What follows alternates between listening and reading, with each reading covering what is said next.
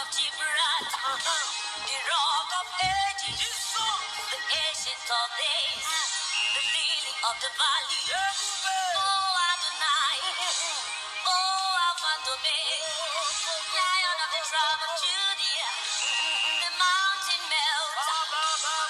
Onye na-abụ isi agwọ ngwọrọ, we glorify your name.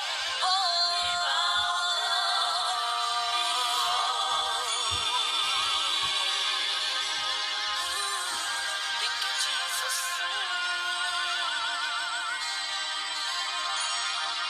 Hallelujah. Thank you, Jesus. Thank you, Adonai. I kwesịrị ka anyị kelee gị. I kwesịrị ka anyị kelee gị. I kwesịrị ka anyị kelee gị nna bara gị egwu dị mma.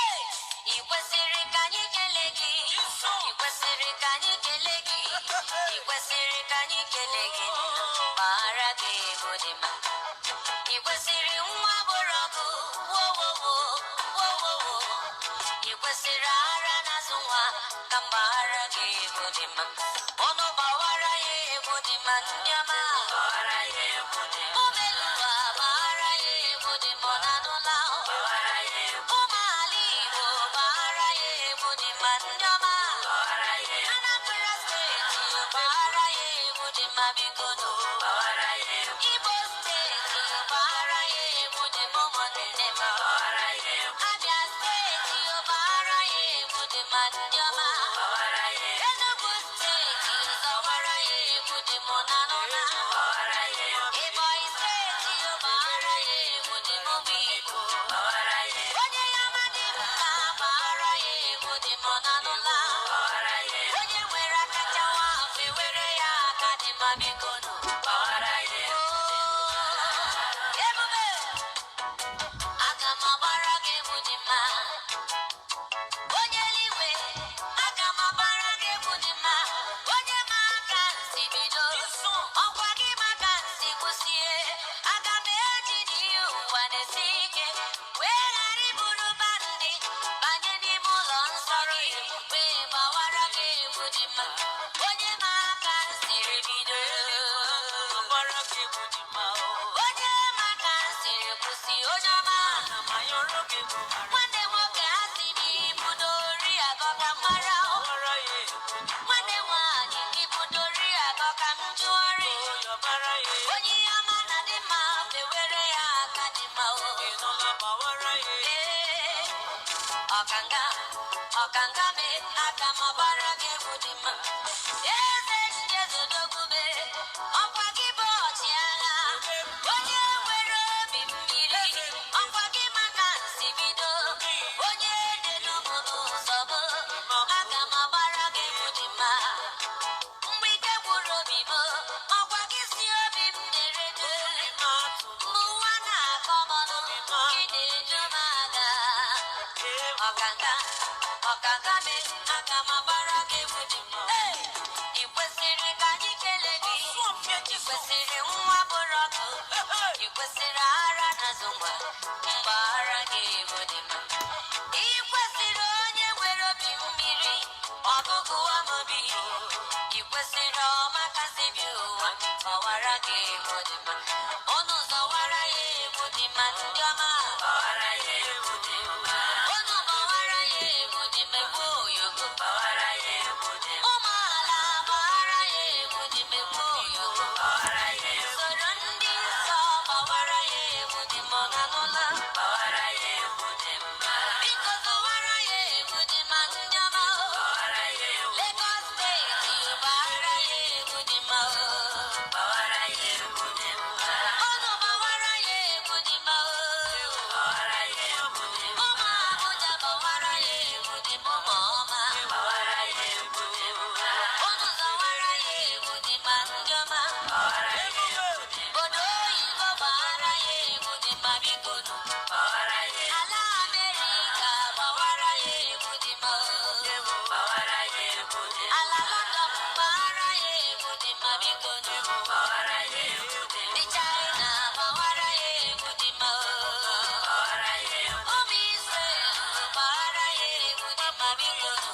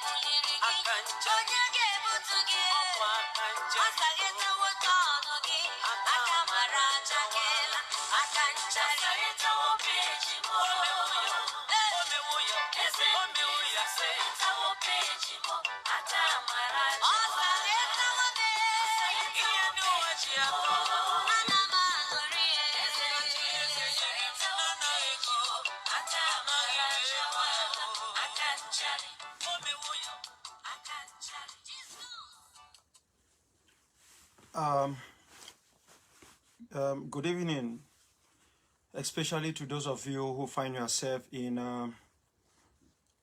the southern Cameroons, Ambazonian. Good evening to my very good friend, Solomon Agu. I can watch you. I haven't talked to you for long. I hope you're doing well and you're staying safe. We will begin in about 2 to 3 minutes.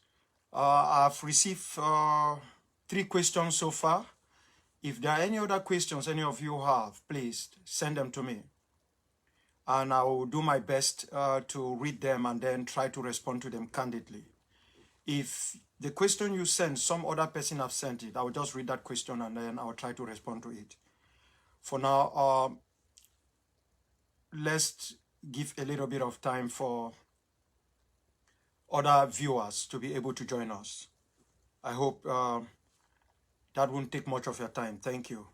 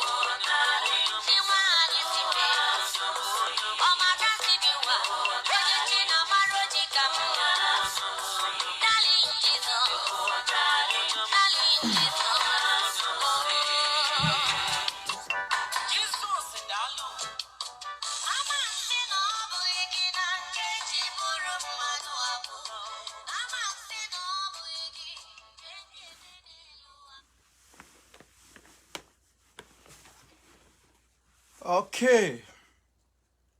Once more, good evening to each one of you, whether you find yourself in Canada, in the east, west coast of the United States, in the deep south, or in the Appalachian Mountains, whether you are in Australia or you are in the United Kingdom at this moment and you are under the pressure of mourning, the one that the British and the people of the Commonwealth prefer to call the duty Prince Philip, or you are somewhere in North America expecting another gun violence. And if you have time that you can take off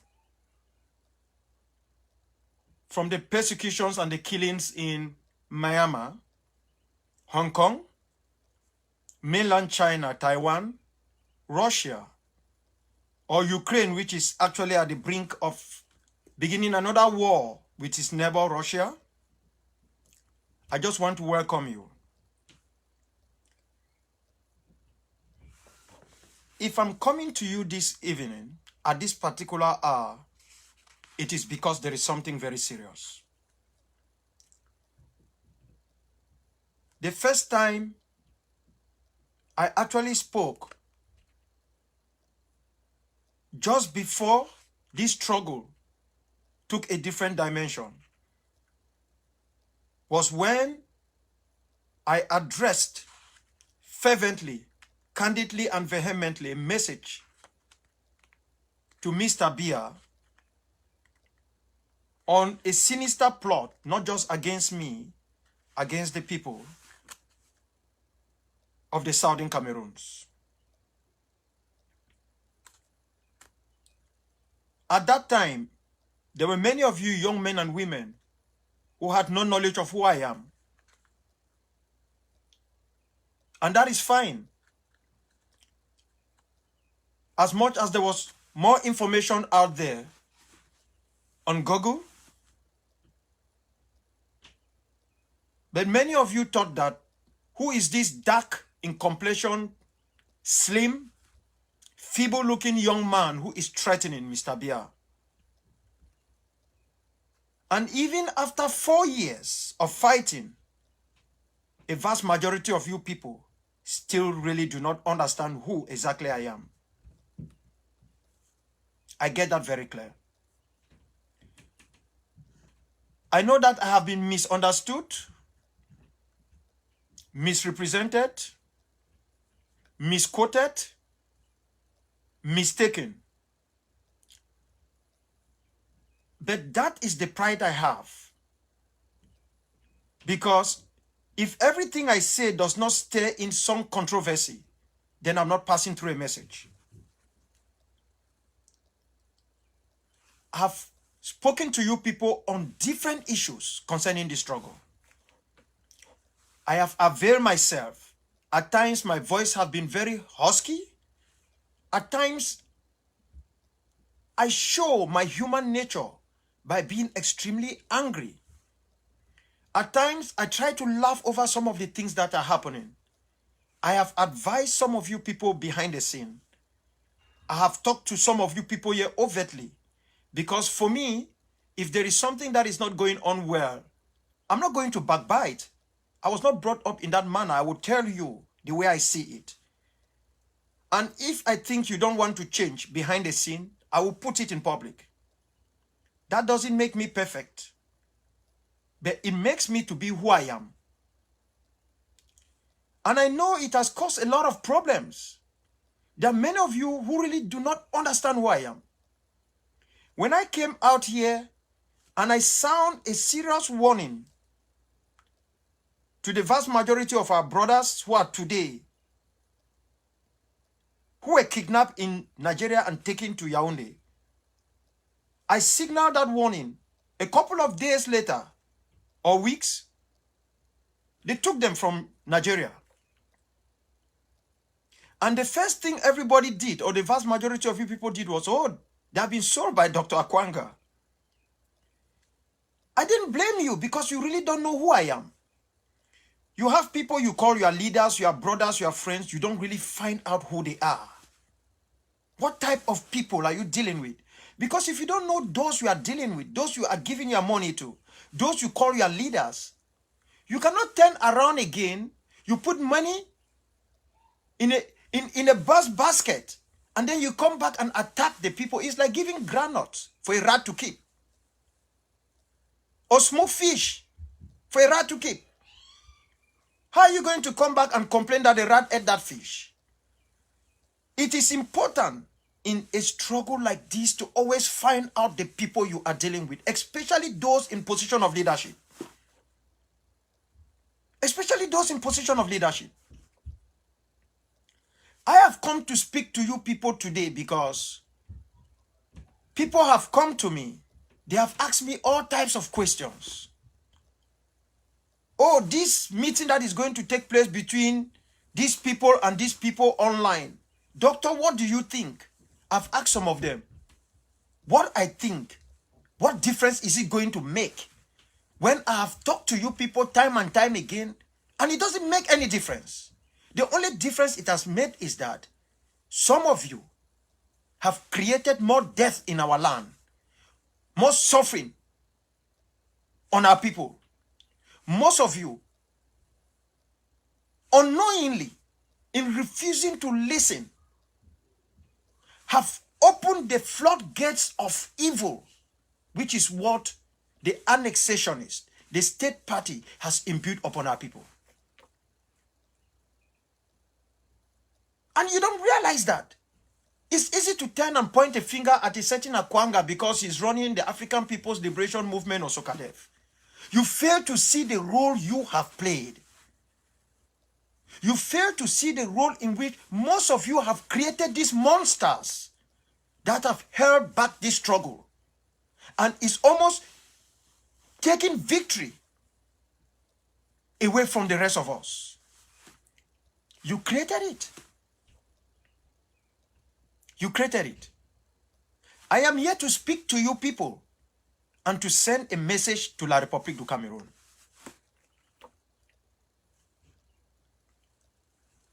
I had a chat with someone who was sent to come and talk to me. When you come from the diplomatic circle, we call you an envoy. It was a frank discussion. This was a chat even before the Vietnamese representative at the Security Council made a statement on Twitter a couple of days. So I had this chat, and we were trying to find out, not as if I did not know, but it is always important to find out those things the more.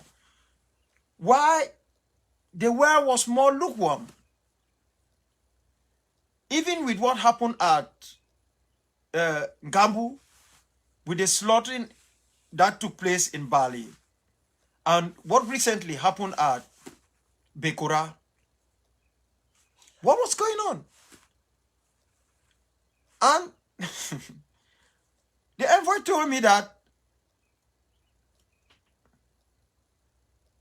if things really doesn't get worse, the Security Council will not even make a statement. I'm not even talking of intervening. I'm talking of making a real statement. And I pretended as if I was shocked. Because frankly, I won't tell you lies, I wasn't shocked. I said, what? What do you mean? Are you telling me that the type of killing we find in our homeland, where somewhere in Akwaya, women are caught, their breasts are cut off on the grounds that they are breastfeeding male kids who will become guerrilla fighters tomorrow? Or where we see little children being killed and roasted, babies. Babies that if you give them a knife, they will put in their mouth. You know how babies are. Everything goes to their mouth. That is the first action. And then you kill them. After killing them, you put a gun, a dead gun beside them. And yet, it seems as if nothing is happening. Nothing is happening. Our moms and dads with NGOs and all the rest could not hold a memorial service to say, let us organize something for all these killings in our land. But typical of the human being. When kids were killed in Kumba, how many of them were there? I do not say that life was not important. I am trying to express the attitude of human being. How many of those kids were there? Their number did not even reach those who were slaughtered and gambled. We even found people who say the Ambazonian leaders telling other Ambazonian leaders that let us join with the non-governmental organizations on ground zero to organize memorial service. To remember who? To remember who? This is exactly what happened. That children were killed while they were in school. And instead of our people to come out with outrage, they used the death of those children for political capital. And then you find people in the churches, both the traditional churches that we have in our land, and all these do me or do you churches, where people go to Nigeria and go and take pots and other things, and then they come and they are preaching prosperity. That is all they are preaching. How you are going to be wealthy tomorrow, God will give it to you, your time has come and all whatnot. And then they carry out fake healings. You are healed today, in 1 or 2 weeks, the illness will come back and just kill you. You have all these people they put on wheelchairs and fake blind people and the rest. How would they react? Women were wearing black. Some men were there. They were all out there showing outrage. They have killed children in school. If truly they were serious, and even those of you Ambazonians who were out here shedding crocodile tears, when some of you are also involved in the killing of those children because of your attitude in this struggle. How many of you know how many kids died in Soweto during the Soweto massacre or the Shepville massacre? How many of you? Do you know how many kids were killed in Bulawayo? Do you know how many died? Not in the hands of Iron Smith and white Rhodesians. I am talking in the hands of fellow black men and women. The Gukurundian massacre. Have you never heard about it? Or do you know what happened in Namibia, formerly Southwest Africa? That is the reason why, no matter how much we talk, our brothers and sisters who are back home are thinking that it is those who are out here, the Akwangas and the others, who are promoting this war, who are pushing this war, making children not to go to school, making them to become IDPs. No. No. Some of us are responsible. There is no doubt about that. But the greater responsibility lies in the hands of people who could not accept to go under a period of suffering so that they can have more than a century of good stuffs for those who are yet unborn. Any true fighter for freedom should not be fighting and expecting that he or she is going to become the leader tomorrow. We fight so that tomorrow will be better for others who will lead it. That is the purpose of it. That is the purpose. So what sense does it make for you to say, you people have your children back in this or that country, they are going to school, you don't want our children to go to school? What sense does it make? The educational system in Ambazonia or the Southern Cameroon is not the same with that in the UK, in Ireland, in Switzerland, in Denmark, in Norway. It doesn't make sense. If Thabo Mbeki and the others did not go to school, South Africa would have been in a more worse situation than what it is today. It doesn't make sense.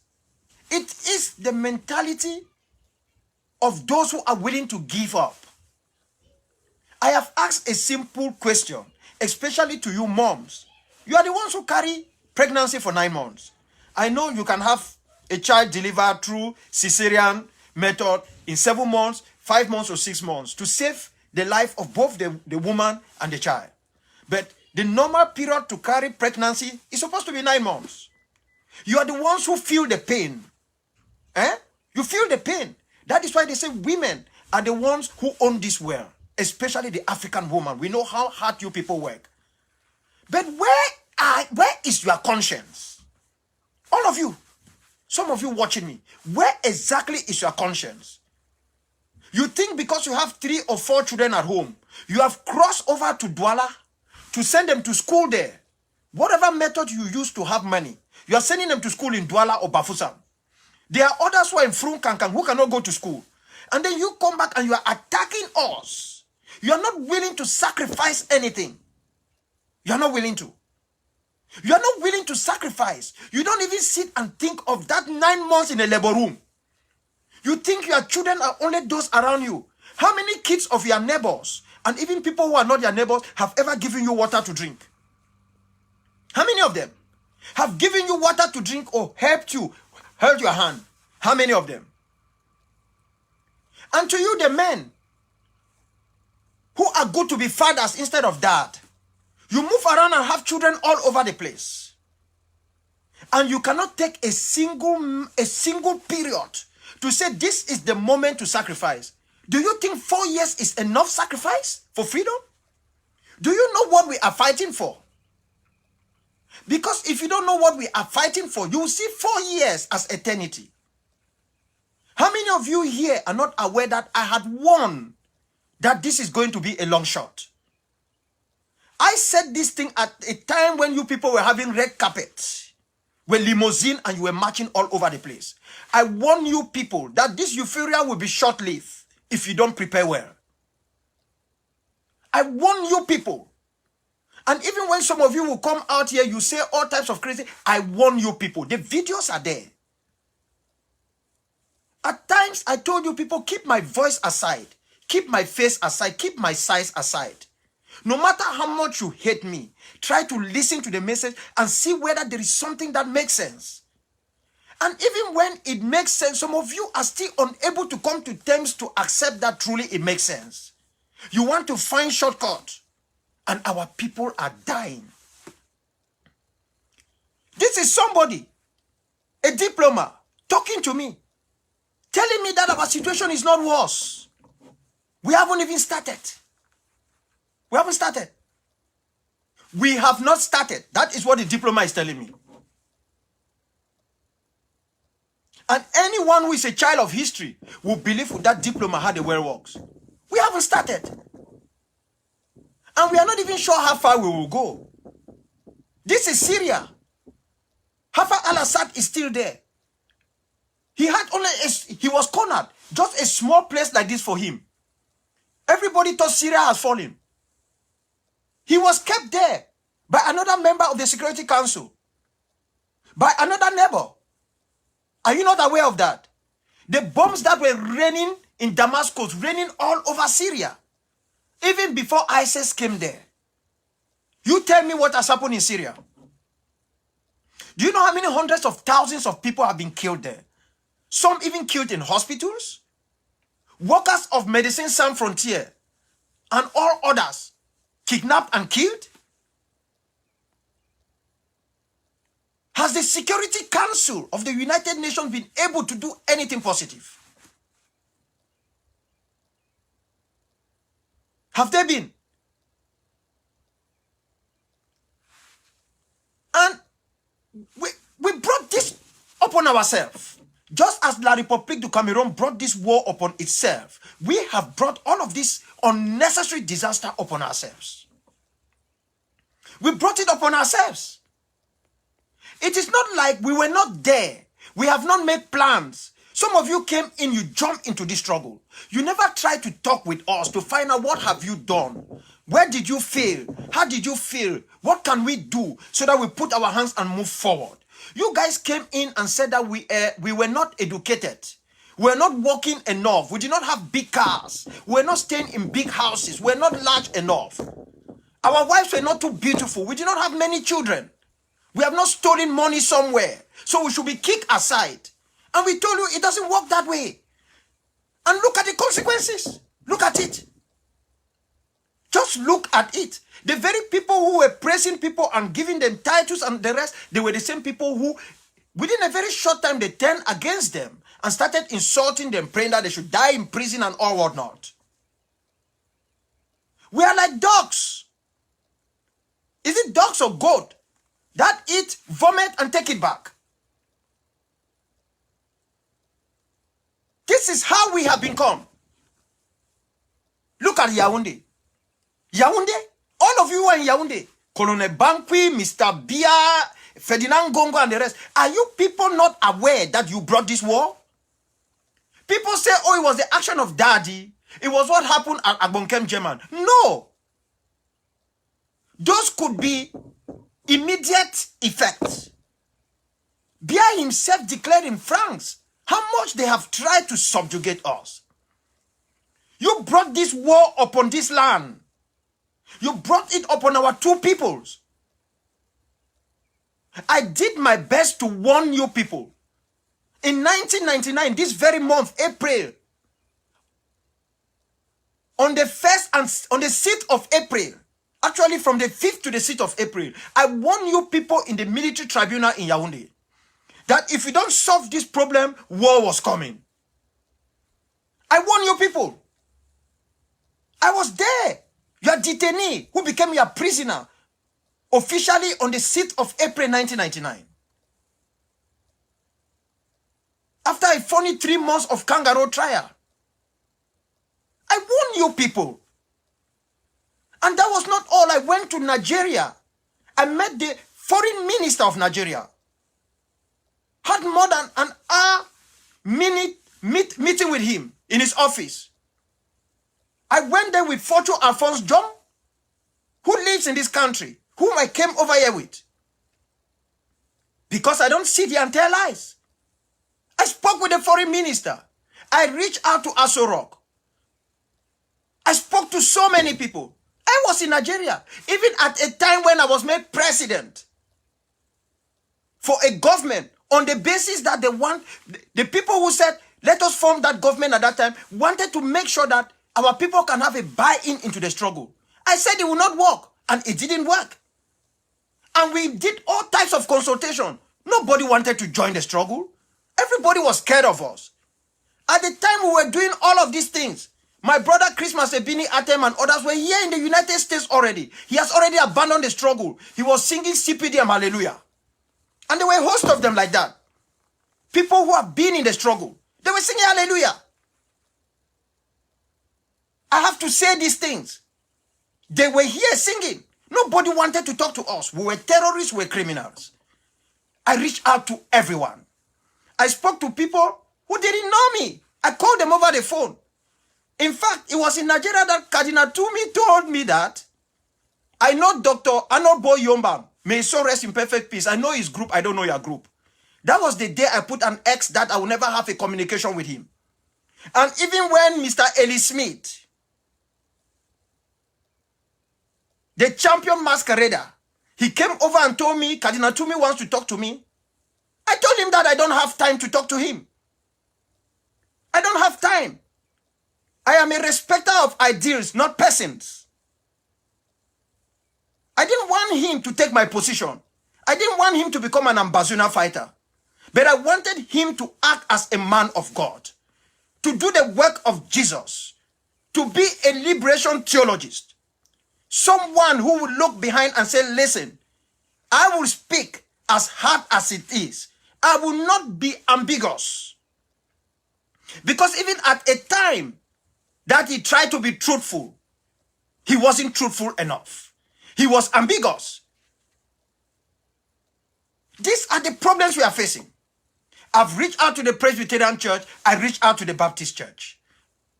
I spoke even to those that I doubt their faith in God. I even doubt their approach to the African religiosity. But I have to reach out to everybody. Because I know we need to do this together. You can't do it alone. See where we are now. Now we are being told that our situation is not worse. Can you go to Gambo and tell that entire people who were slaughtered and then roasted that they have not seen the wars? Can you do that in Kumbo? Can you go to Bali where kids were killed in a farmhouse and roasted that they have not seen the wars? Can you say that to those in Bekura? Or even those in my homeland, Mato and its environ? Can you say that to the people in Akwaya, Ekukusem, Dadi, and all those areas that the wars have not even started? Can you say that to them? Can you? We got a problem. And that problem is of our own making. We saw this war coming. We knew it was coming. We refused to prepare for this war. And even when we go out and we try to throw insults and say these boys are doing this, yes, they make errors. Even most professional fighters make errors on the ground. Professional soldiers commit errors. You might not know the impact of a sound of a gun, that it can make you mad after you keep listening to it for long. Young men, most of them never did hunting. I mean simple hunting. They never did hunting.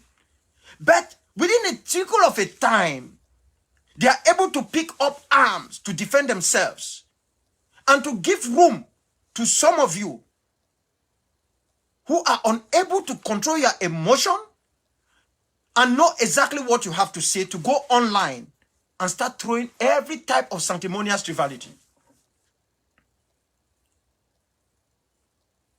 Just of recent, I think today, one activist went online and wrote that whether there will be payment for anyone who can take out Wanja Wanja or Wonja Wonja or whatever he wrote. This is the same thing that we did. That all the dios who were from La Republique, the SGOs and everybody, we signal to them that danger is coming. They packed their children, their wives, everybody out of our land. And it gave them a free will now to butcher our people. To butcher our people. Because this is like 1990 all over, ghost town years. We can't differentiate that we are fighting a very, very dangerous war. And the stakes are extremely high.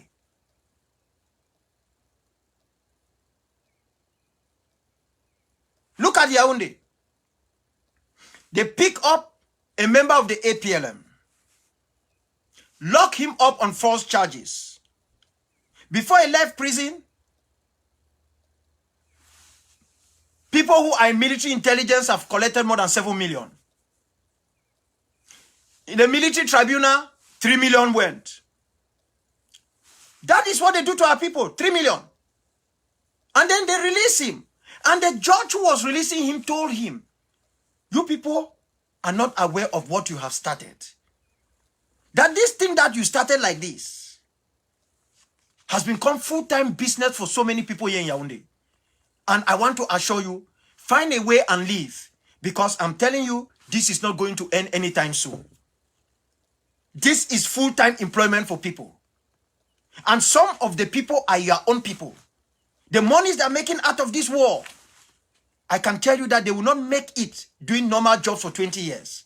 They are not going to let it come to an end like that. That is a judge in the military tribunal in Yaoundé, signaling what this war has become. A bread basket for some. They will kill, they will maim, they will do whatever it takes as long as it fills their pockets and bank accounts. And they have used many of you who without any factual evidence have gone online and destroyed the image and names of so many people.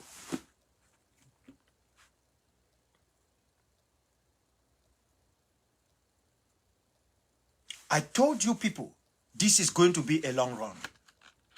And I'm coming here to tell you something that you will not want to hear. The worst is coming. The worst is coming. I am not sitting here telling you people that I am going to do the worst. That's not what I'm saying. So you can misquote me, you can misinterpret me. It is part of life. That is exactly what my late maternal grandpa had told me when he came to me. The worst is on its way. You thought you wailed in Kumba because children were killed. You haven't seen anything. You had cold chills when you saw the roasting of people at Ngambu. That is nothing. The worst is coming. When Hitler was about to finish his job, he, Himmler, and Goebbels, and his entire team set up what they call the final solution. There is a final solution which has been put in place. I don't know how it's going to end. I don't know. Because up till date, Yaoundé think they can come to our land, butcher our people, bury some of them, carry our corpses. If you see a people who will mutilate a corpse, you know you can't have anything to do with these people. A corpse. No matter what it is, they will carry those corpses and parade them in Kumba. And then some of you will share the videos and the pictures. After you've done that, you come to me. Doctor, what do we do?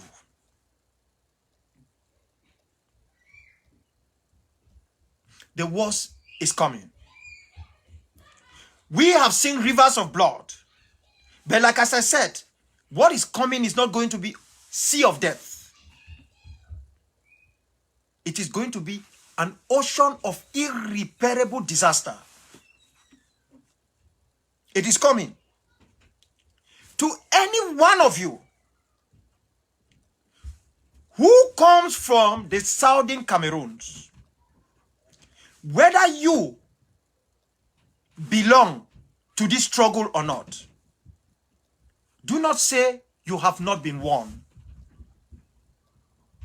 What is going to happen? I don't know. But I am telling you, the genocide in Rwanda will be an eyesore. Especially when a people have decided that they must put an end to this war that they started.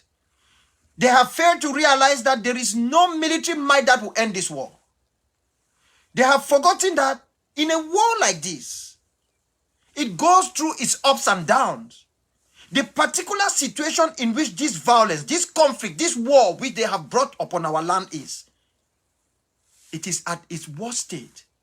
The state when you are not aware of what is going to happen the next day.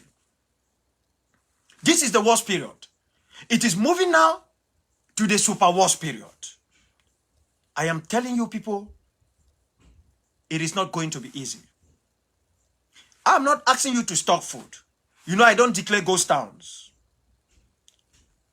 When people fight over its declaration, I work with Sokadev to implement. That is the way I operate.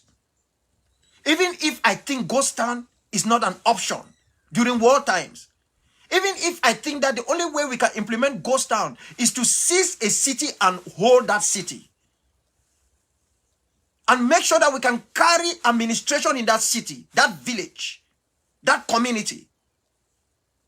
Even if I think that when the bullets are flying, people will institute their own ghost town to stay indoors. Even if I think that when we are actually prosecuting the war, there is no true father or mom who will send their child to school, rather than attacking the schools. That we only do these things as half measures when we have failed in truly prosecuting the war effort. I am telling you people, the worst is coming. To those of you who have set up businesses, do not say Dr. Akwanga did not say it. The worst is on its way. The worst is coming. The worst is coming. Because the other side have prepared a final solution to end this war. This war they impose upon us. The worst is coming because the guerrilla fighters have reaffirmed their determination to die fighting. And this time, in a different format. The worst is coming. The worst is coming. This is a very simple thing to resolve.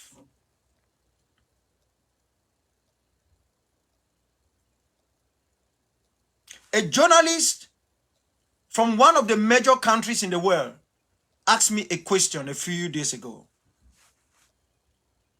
Why are you fighting?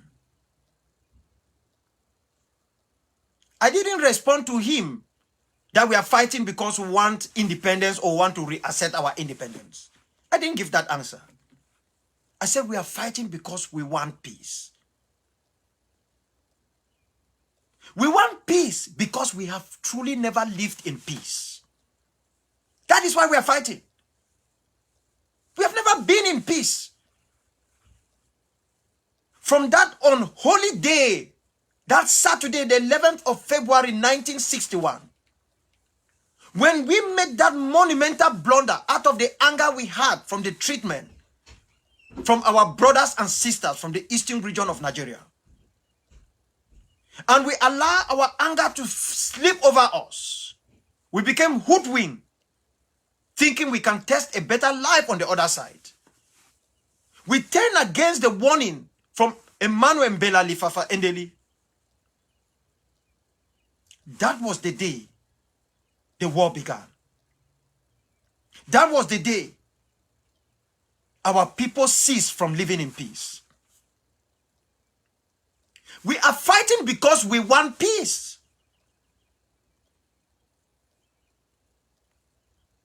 Because without peace, we cannot have freedom. There can be no justice. There can be no equality. There will be no progress. There will be no development. We want peace because we have lived in perpetual fear. Even as I speak now, my brother Jongute cannot say what is in his heart because he is fear-drenched. All of you, Class Imbiano, and all of you who are moving around, collaborating and helping the enemy to persecute our people. I know deep in your hearts, you have been overwhelmed by fear. In fact, greed is secondary. And the unfortunate thing is that those of us who want peace, we should equally put it in mind that we will never enjoy that peace. That as much as we work and sacrifice, it might be the children of those who are betraying us today, who will come tomorrow to enjoy the peace we would have sacrificed for. We want peace. We don't want peace that will live in fear. No. You don't want the type of peace that while you are sitting in front of your house, you see the police or a gendarme at the head of the road, you become scared. We want peace, where we can live in a land where we don't know anything called gendarmes. Where the police can live in a land where they will not be authorized to move with guns, but batons. They become actually peace crusaders. We want peace. That is what made us to pick up arms when war was declared upon us. Because we have never lived in peace. We have never lived in peace. And if truly this was more of politics, it would have ended. Because when we were fighting and struggling, nobody was willing to listen to us. This was a risky mission. Nobody was interested in it. Very risky. I remember times in Mutengene when I will put the UN flag. There were members of the SDF on the other side of the road who were watching at me and asking, is this guy crazy? Why is he putting this UN flag here and talking about Southern Cameroons? I was a threat to everybody. Those in the so-called opposition, those in the so-called ruling party of La République. I was a threat. This is why we find ourselves where we are. It's going to be bad. Don't say that you have not heard this before. I am telling you, it is going to be bad. It is going to be bad.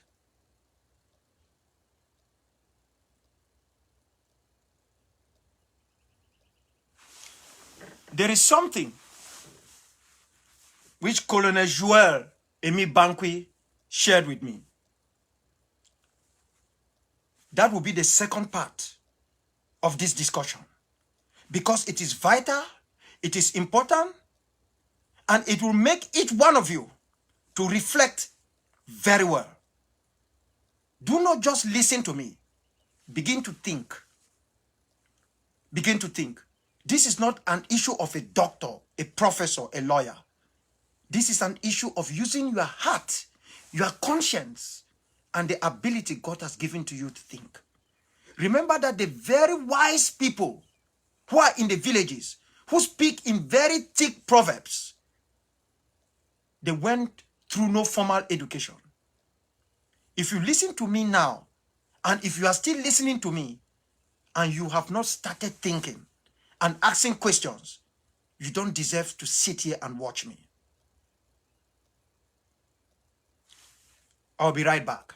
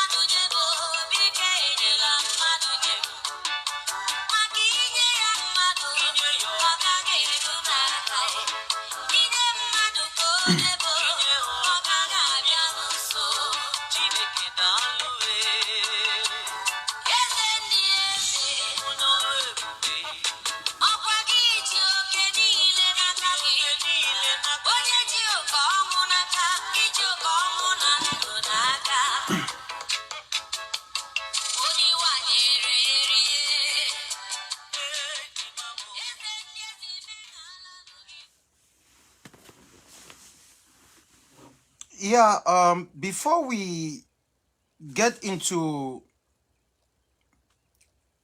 something very important that Colonel Bankwi shared with me in a communication, I will want to take a few questions as we go forward. I've received a question from one Ewi Kembem. I don't know whether it's the right name or it's not the right name. I know that many people try to disguise themselves for security reasons, and I get that. He writes, I'll try to read it. Do you know, with all the experience we knew you had as per our case for independence, you swashed all on the dustbin by allying with non-starters whose intent.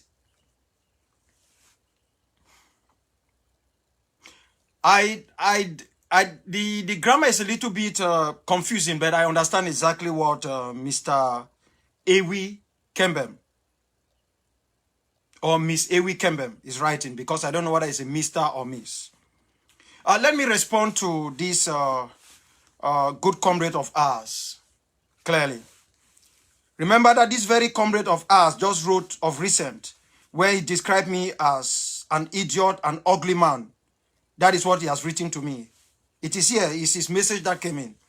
He has written that to me, that I'm ugly man, I will go to hell, and he'll pluck out my eyes and give me everything. Little did I know that he knew that I have all the experience before he lambasted me and insulted me here and said all types of crazy stuff. But I get it. You know, in times like this, you should be ready to receive all types of things. So, Mr. Ewi Kimbem, I'm not really worried that you insulted me. I think by doing that, you are helping me. Maybe you are even helping to send blessings upon me by insulting me. Because what is most important is my conscience. It's not what you say or what any other person is saying. The moment my conscience is down and I know I have guilt in me, at that moment, I'm finished. No matter how much praises are thrown upon me. Now, let me respond to your question. You see, I made a statement sometime where I used the word JJC. JJC, we all understand, means Johnny Just Come. In fact, people went on a rampage. Some people wanted to tear off their heads. What did they not describe me? They said every type of thing. Who do you think you are? What have you done for this struggle for all these years? I was listening, I was laughing. And I still want to repeat it. The problem we have in this struggle, the vast majority of this problem, comes from the JJCs. JJC is not an insult, it's a description. When you go new to a village or a community in our homeland, you come from the city and your friend, you met maybe some of your friends that you schooled with before in primary school, and then maybe you've gone to the city or you've traveled abroad and then you come back. You forget to realize where you came from before you went abroad. And then you dress in a very conspicuous manner, knowing your society. And you start acting in a very funny way. In fact, at that time, you become a JJC. You are Johnny Just Come. Because you think that you've come from the city, every young girl around there is owned now by you. You can speak big grammar. You know, you are speaking big grammar to people who actually do not understand you. Then you make yourself stupid, because the people are not stupid. You are supposed to take yourself down to that level to understand. That is why they say if you go to Rome, do what the Romans are doing. So when you come into a struggle, which is not a new struggle, because I want to make it clear, Consortium did not start this struggle. Otherwise, there will be no war of independence. This struggle started a long time ago. And even when 2016 came, we were gradually preparing for the XR. 2016 only came and metamorphosed and moved it a little bit ahead. We have been on this thing long time ago. Google itself is a true recorder of history. You can go there and look at the records. So, we were expecting that if our brothers and sisters in good faith come into a struggle, they will reach out to the people who are already there. That is the way it works. When the people turn you down, then you know the people have bad faith. You don't come in and then you first try to destroy the people, to insult them, to find your way through. It's difficult. Because at that time, all these things that we are going through are things we would have easily resolved. And I don't blame our brothers and sisters who came in and thought they could just take over things as JJC. The vast majority of the blame goes to each one of you watching me here. You never use your brain. You stop having a conscience. I know people who know me very well, who have schooled with me in Victoria, who have seen the things I have done, who met with me in the University of Boya. But at that time, what did they do? They saw me more as a threat, because they thought that the struggle will take a short time. They can easily bribe the other people who have just come in. They can give them money so that they become, maybe there will be hospitals tomorrow or schools or whatsoever. They know me. They know what I can do. I didn't tell them to make me a leader. I said we should work together. But what did they do? They didn't turn against me. They turned against anyone who had been there in the struggle before. They called us names, insulted us. That is why we find ourselves here today. So that is why I use the word JJC. So this young man who has insulted me, And then now he's telling me that with all my experience. I have always said that even though I am aware that they are newcomers to the struggle, they have come with their own little experience that they can usher in. The trouble is, if they come in and they refuse to learn or do something that is positive, that is where the real trouble is. That is the danger. And that is why we find ourselves where we are. That is why. That is why. I can assure you, I work with Dr. Atang. He's my father. He's not my classmate. He's not even my senior brother. He's my father. I work with Dr. Yombang. Even Pa of late, Pa Ayamba met me in this struggle. He's my father. He met me. You can ask Chief Barrister Charles Taku. If Bate Bison was here, you would talk to him. I was the only one of my age group who could venture into a meeting with these noble men who were daring, who were taking risk in our homeland. They were not cowards. They were not cowards. And a vast majority of them never saw the struggle. They never gave up. There is none of them that I didn't work with. There is none of them that I didn't challenge. I challenged many of them. You can ask Alex Lissinger. No matter which way he is standing today, he would tell you, I've done these things in public. I went to OIC where he was launching a polycop. He heard what I said there. I was dressed in my sanja. The gendarmes were there, the police were around. I was scared of nobody. Because you don't get into this business if you are not willing to die, to sacrifice for it. You don't get into it. This is not a game of politics where there is interest. The only interest you have is that you sacrifice the only thing you have, if possible, your life for others to have a better day tomorrow. So for you to tell me that with all my experience, I am collaborating with non-starters, I don't think you have been right. I don't think so. You should understand that things change. We metamorphose. But you cannot move into a struggle like this without looking at the past. And that is where the error came in. That is why I said there are lots of things where people of goodwill, good intention, were making a mess of it. And the only reason they were making a mess of it was because they were JJC in the struggle. Johnny Just Come. They came in as Johnny Just Come. They didn't want to learn. They didn't want to. It is like I can go somewhere and think that because they call me Dr. Akwanga, it means I am an expert in when it comes to academic stuff. It doesn't work like that. You go and meet somebody, you learn from that person. That is why when a new coach comes into a football team, he tries to find the senior players to understand how things work. He's going to implement his own rules of the game that he understands, his own technique, his own strategy. But he cannot do it on his own without having the collaboration of those people who have been there before. He needs to understand the culture of that particular team. Because there is a difference between your strategy and your technique and the culture. This is a liberation war. It is a political act. It is not politics. So you cannot jump into it and you think it is an issue of suit. You think it is an issue of how much money you have. It is not even an issue of how much knowledge I have here alone on this. It is an issue of people coming together in truth that they really want to do something together. That is the way it works. If you come and give me all the names of a king, and then I start carrying my shoulder like this, and then the rest of the other people get angry, it will go nowhere. So ask yourself the role you have played. When you said, okay, I am working with non-starters, I have made it clear. There is nobody in this struggle. There is nobody. I will say it here in the open, who is a permanent enemy of mine. There are people here, it will be difficult for me to trust them. It will be difficult. That does not mean I cannot collaborate with them on certain issues. But I know my limitations on what I can discuss with them when it comes to this struggle. But they can play a role in a different way.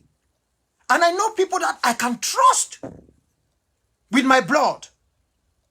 I can tell them everything. That is how you grow in a liberation struggle. That is how you grow. Because people will come to me and say, no, listen, we want you to work only with Comrade Ayaba because the two of you have done this long before. That is a good saying. Well, nobody has ever asked, why is it that you and Comrade Ayaba, you are in two different sides? You were together. Not so? But you are telling me we have to work together as if we have not worked together. Nobody has cared about that.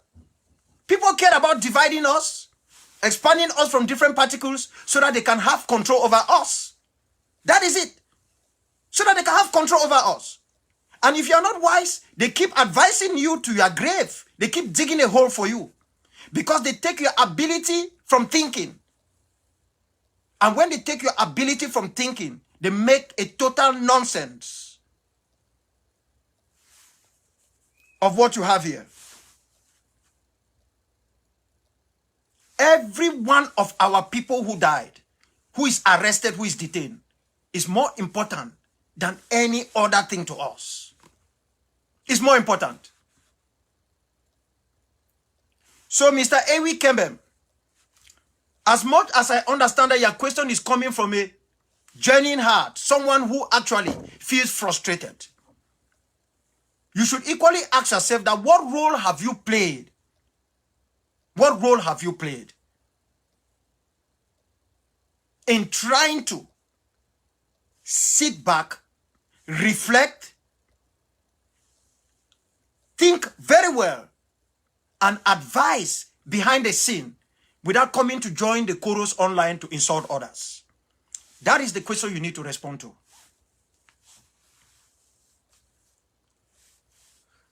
My second question, the second question here comes from someone who is in La République. I don't want to call his name. He's one of us. He asked, "Good evening, sir. What do you say about the displaced? Because I am one with my family, relatives, and others." Sir or madam, I can't sit here and lie to you. If we are not careful, I've said the worst is coming. If we are not careful, as long as Yaoundé refuse to sit directly and talk, and they are trying to use shortcuts, some of them are deceiving themselves that they can win a physical war. Others are thinking that they can use something they call national dialogue to resolve this issue. As long as Yaoundé do not sit and start talking to find a lasting, permanent peace, I'm sorry. I am not sure after 20 years this war will be over. There will be lapses where you might think that it is over. And when you let down your guard, I don't know what will happen to you. And I'm telling you, the worst is still to come. Because the other side has a final solution. And I am not thinking that we are going to fold our arms and wait for that final solution to consume us. We will not make that mistake that others have made in history. We will not. And another thing that people should understand, I feel so bad that most of you are displaced. And you are so displaced that the only place you can even go for refuge is in the enemy's camp. You are in the enemy's camp at this moment. I don't know whether you even have the possibility to talk about the struggle.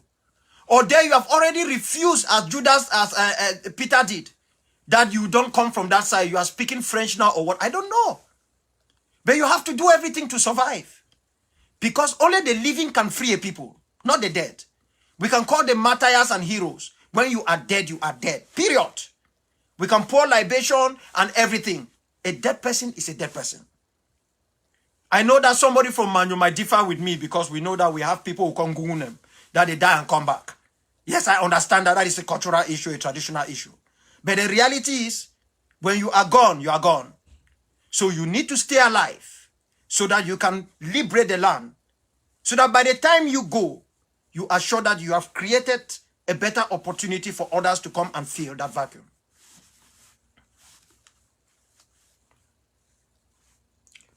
I have another question, but I will come back to that question after we have dealt with the issue of Colonel Jouet Banqui.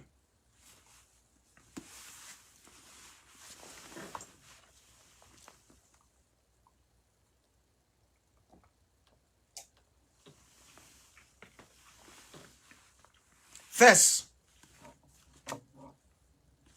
if you are watching me, you must find every possibility to desist from drawing on factual conclusions.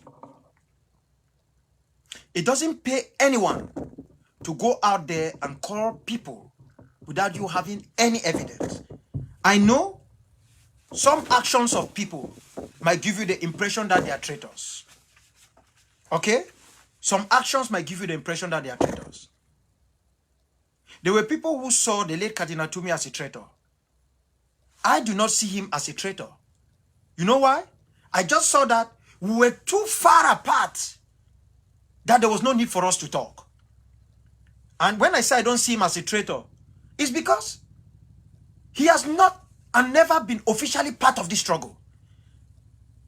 I've never been in a meeting where he could be a Southern Cameroonian because he was born there, and then he surely have a Southern Cameroonian birth certificate, and then became a Cameroonian. If I am working with you in this struggle, and then you turn your back, I can call you a traitor. I will be stupid to call the late Cardinal Tumi a traitor. It might be difficult for some of you to understand. This is the way I see it. It is the same thing that you see me here, as angry as I am with Mr. John Frundi. I don't think he's a traitor. And the reason is simple. He's a typical politician. Those who voted him in power knew that he was a politician. And I don't think he has done anything which is different from what you expect politicians to do. He's not a liberationist. He's not even a revolutionist. Some of you try to make him one. And that is why you become angry when you realize that he's not speaking the language which a real revolutionary has to speak. No, you can't turn him a revolutionary. He is not one. Some of you even make him invincible. That they open fire, bullets will not touch him and the rest. No, those were all lies. Because they were trying to make him look invincible. This man is a politician. Many of you, maybe not you watching me, your brothers, your sisters, make him to who he has become. That is how politics work. If you want to play real political game, that is how it works. So you cannot force him. He can be a Southern Cameroonian. You won't turn him overnight to become an Ambazonian. You might not understand from where I'm coming. I am not saying you cannot be angry with him. But the worst thing for anyone to do is to make some of these people to think like me, to think like you, to think like some of us. We know ourselves.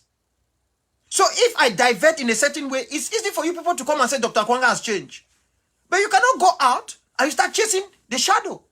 These people are who they are. They are who they are. I can get angry with Sam Ekontang Elad because I know who he was within the SCNC. I get it. I can get angry with him. I can get angry with Christmas Ebini Atem because I knew what he was in Cameroon Anglophone movement, which became the Southern Cameroon's restoration movement. I can get angry with Simon Munzu, my brother,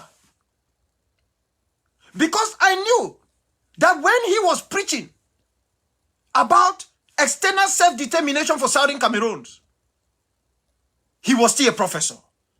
When he was preaching about the importance of independence, the word federation was still existing. So he still needs to give an answer to me of what changed his mind. And what is he going to tell those who died because they listened to him and believed in him? Because people did not start dying today. They've killed people in Kumbu in front of my eyes. They've killed them in Bamenda. They have died in their numbers. They have been arrested. They have been adopted. Not because of you watching me. Not because of Consortium. Not because of Mr. Tassan Wilfred. Not because of Elvis Cometal or Bo Herbert. No, they were not there. They died because my brother Simon Munzu, whom some of them trusted, loved, believed what he was preaching. That nothing is more important than a separate homeland for our people.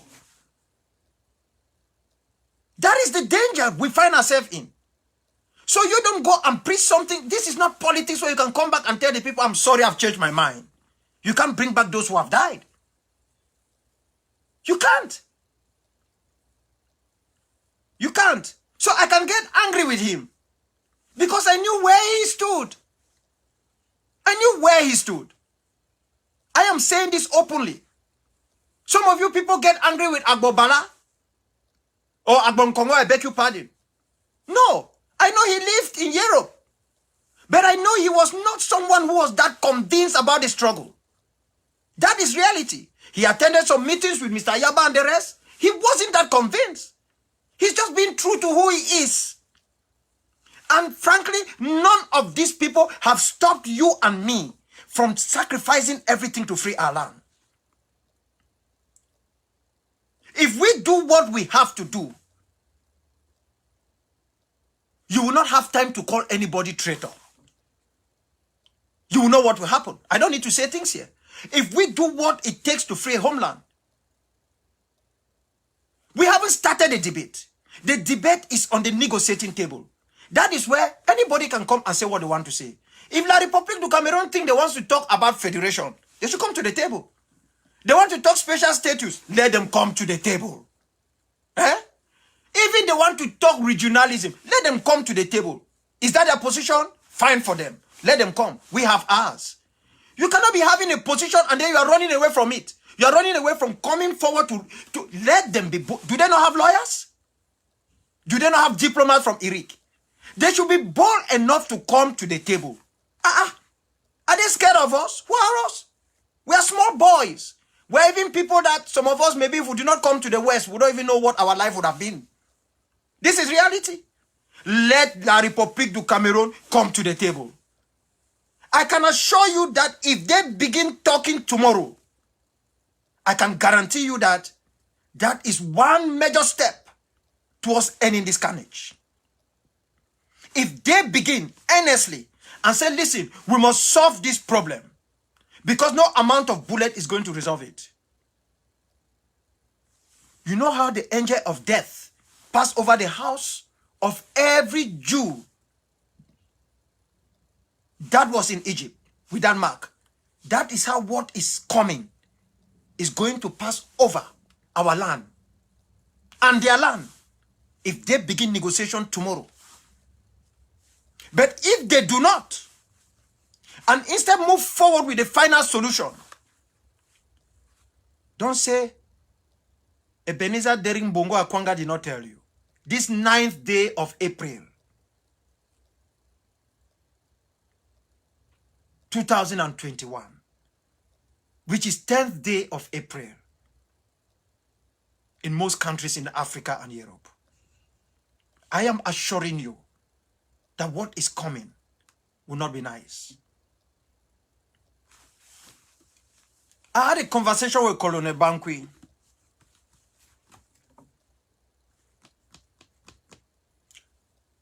It took me a very long time to reflect on what Colonel Bankwi actually meant. I told Colonel Bankwi that, listen, you have to come to the table with your people. You have killed our people. You slaughtered them.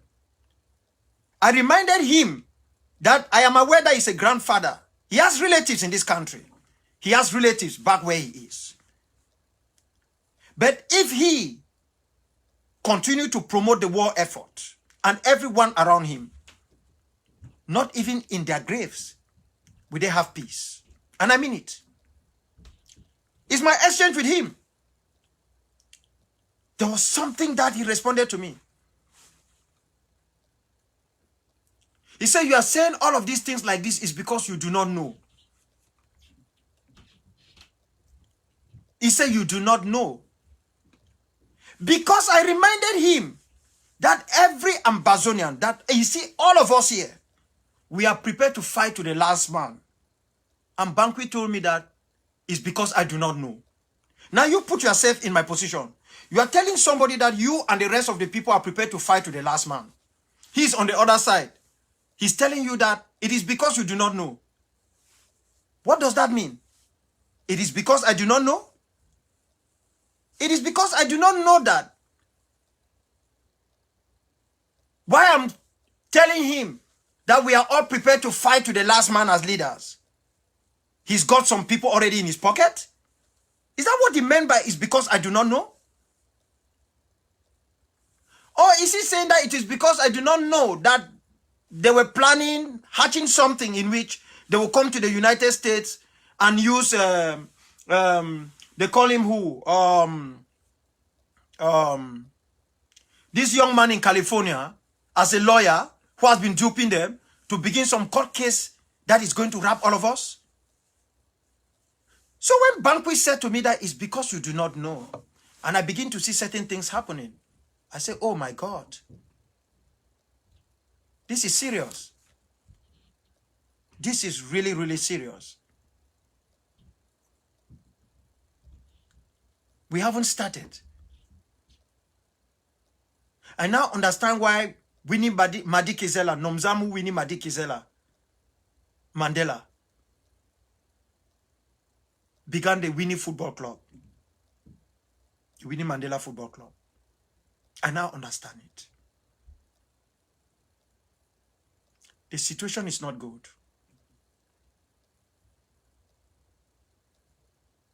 Because of our stupidity, mostly expressed out here, by people who think that they're coming to either shut others down or give them advice in public.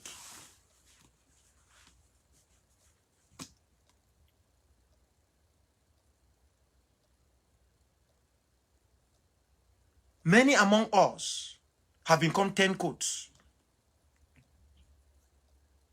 10 coats.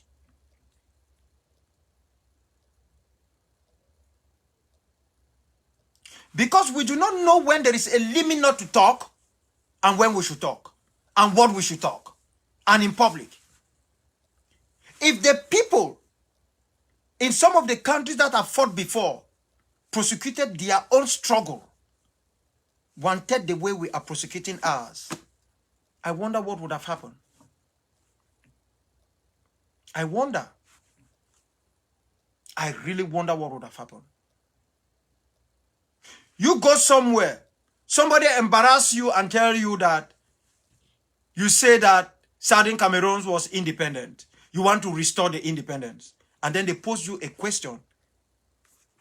And you were not even smart enough to tell the person that I'm going to send you documents and then we will have a discussion about that. So that you can come back if you are not even smart enough to get knowledge from those who have an idea of what independence means. And what it means by saying that, do you want independence by joining the Federal Republic of Nigeria? Or do you want independence by joining the Independence La République du Cameroon? Do you want independence? We all understand what that word independence means. And we know that no single individual, no single nation is ever truly independent. Because we all rely sometime on others. That is how the world works. Because if you use the real word independence, it becomes different. But for anyone to misunderstand that particular question, do you want independence? The question during the plebiscite of Saturday, the 11th of February 1961, was not, do you you want to join La République du Cameroon, or do you want to join the Federal Republic of Nigeria? It was, do you want independence by joining? Which of course is ambiguous. We understand that. It's actually crazy. So we find ourselves in a situation where people within the state party do not understand that. The shortcut of trying to buy people within our people as a means to end this war of independence, this war of freedom, this war for the purpose of a permanent positive peace is not going to work. If you give me 100 million US dollars, I, Akwanga, and I shut my mouth, the war will continue. It will continue. No matter what you do, it will go on. It will continue. You can't buy everybody. And it's not everything which is for sale. We are aware that there are tribes in our homeland, that the idea of treachery is in their blood. It's a tribal issue. So when they betray, we are not surprised. There are tribes in our homeland, we know them. That betrayer is in their blood. If you find 1, 2, 3 people from our land who have something to do with selling our people, one of them must come from that tribe. If not two. We know these tribes. This is who they are. We know that. But even if you buy everybody from those tribes, you will not end this war until you sit on the table. Until you sit on the table. I was recently informed that Yaoundé, you are telling us that you are going to hold a follow-up of your national dialogue in Buea. You had the national dialogue in Yaoundé, capital of the former East Cameroon, which was also the former La République du Cameroun, which is now La République du Cameroun. So you want to come to Buea now, the capital of the Southern Cameroons and the former West Cameroon, created by Amadou Babatura Ijo. And then you are saying that you are going to invite Dr. Akwanga and some of the other leaders who are in the diaspora. If they can't come, they should send their representatives and you will guarantee them. The question I want to ask is, no, we know you have a final solution. You cannot invite me or invite us who did not partake in the first national dialogue. We were not there. So how can you be calling us to come for a follow-up? Does it make sense? You went to Yaoundé, you called some young men and women from out here, gave them money. They do not represent us. You sat with them, came up with resolution. And then you told the other country that go ahead, you want to talk. You can't back out officially. You are backing out in a trickish manner. You say you invite us to go. No! We saw these things in the 90s. This is all a waste of time. It's a waste of time, Yaoundé. You're not going to succeed. I don't know who is advising you people. I'm saying this, I'm not hiding it. You will not succeed. The number of children who have been killed, buried in unmasked graves. In fact, nearly every farmland in our homeland has graves at this moment. It's a cemetery. Every farmland is a cemetery. Don't you think that those young men and women who bury these people are prepared to die? You think if you kill somebody in Bisali, you carry his corpse to Kumba, and you expose his corpse to the rest of the people, you think you are going to gain friends? You think you are frightening the people of Kumba, who are Ambazonians, that if you continue to work with these people, or you continue to support them in any format, this is what will happen to you? No! You are telling the people how barbaric you are. They're looking at you. They come out there because they are afraid of your guns, but they are laughing. And they are digging their heels on the ground. Then look at the way these people are treating the cops. No matter what, how can you tell us to deal with this type of people? You're not doing anything good to yourself. You can march with the corpses. You can do whatever you want to do. You can bring people who have betrayed themselves and sentence themselves to life imprisonment. Who will come down there, you are holding their hands. General Dan, General Peter, General this. You see he's here, he's alive. This one is dead. No. Everyone is going to die. It depends on how you are going to die. It depends how you are going to die. A true freedom fighter will shoot even when you said you are surrounded. Lay down your arms. He would die allowing bullets to rain on his or her body. That is how true freedom fighters are. So this is not going to work. I don't know who is coming to Boya. You say you want to organize a follow-up. No. That is not where you are going to start discussing. You must make sure you set up a delegation. Stop this plot of a final solution and come and start talking. In Ambazonian, there is something we say in pidgin. Summons, no be judge. You should not be scared to come to the table, Yaoundé. Come to the table, sit with us, and talk. Akwanga doesn't need to be on the table.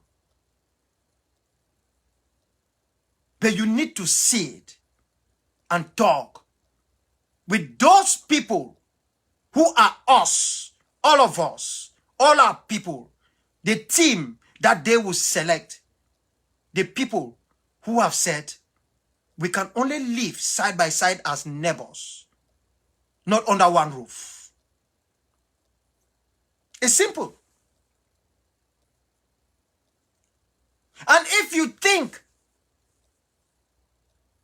that you have something to convince these people that they should not go, that you still love them so much, how you have shown how much you love them for 61 years, by arresting them in Calais, taking taxes from them, stealing their wealth, impoverishing them, make sure they have no schools, make sure there is no road between Bamenda and Mamfe, so that we cannot link ourselves, so that these people can spend their money at Kenkem, where the wealth, the economy of that other area will progress, while our people live in abject poverty. Yes, if you think you have something that you can convince them, that you can come back and sit on the table and really truly convince them, Yaoundé, that please, we are begging you. You see, we have shown you so much love all these years.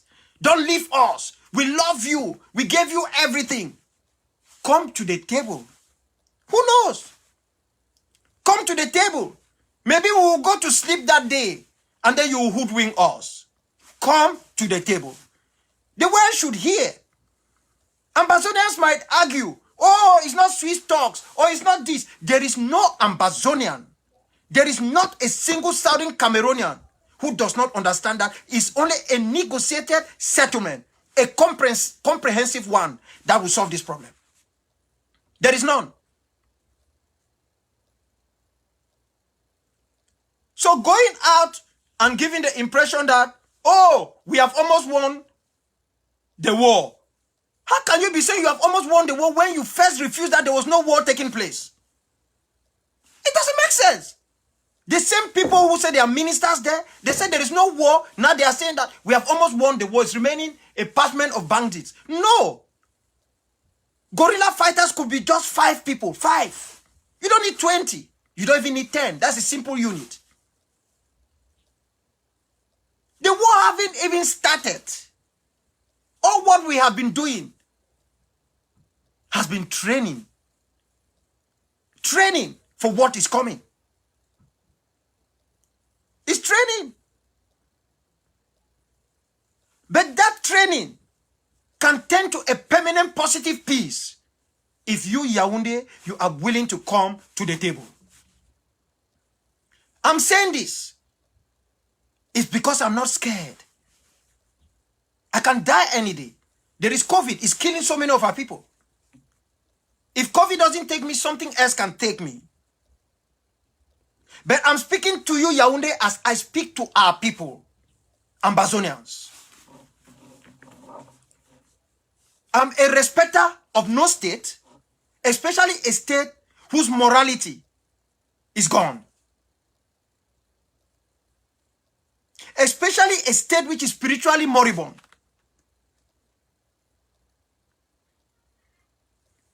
That is why I say these things. It is not because I'm not aware that by the time I finish, people are going to make audios to insult me. It is not because I am not aware that by the time I finish, people will call me all types of names. I don't give a damn about that. Because there is nothing that they will call me, my own people. Even those who are insulting me, they are still my people. Those who wish me evil, they are still my people. That is how the world is. But there is nothing any of them can do to me worse than what you, Yaoundé, did to me. There is nothing. What you've done to me has remained with me and will remain with me until I die. You did it. They didn't. It's not my people who did it. It's you who did it. I know there are others who have said we did not send you to fight for us. It's true. There are many people who are crying Christianity today. They would have told Jesus that, who have called you to come and die for us? There are many who would have said, who do you think you are? You want to die for us? But that is how the world is. When people do these things, they need no permission. As their conscience tells them this is the right thing to do, they do it. That is how it works. So that is why I keep advising you people. As much as it is important that you don't just go out and think that you are doing a service to this struggle. No. By insulting people and calling them names, they are traitors. No. I will challenge everybody. The day I come out and call somebody directly is a traitor, is because I'm factually correct. I have evidence. I have evidence. People have to be very careful. Because most of the errors that have been committed have not been committed by those of us whom you call your leaders. It has been committed by people like you. People like you. So I don't even know whether some of you people are making money through Facebook. That you think that even if you have nothing to say, you must come live, let people come to your page, or you are selling something. I cannot tell. I don't know. I don't watch you people. I don't listen to you people. It's only when somebody brings a message to me. I am deeply concerned with the damage you people have done. I'm deeply concerned. Because it's good to point fingers. How can you leaders not come together? Are you not the ones who are making the so-called leaders not to come together? You puff up people. You give them titles.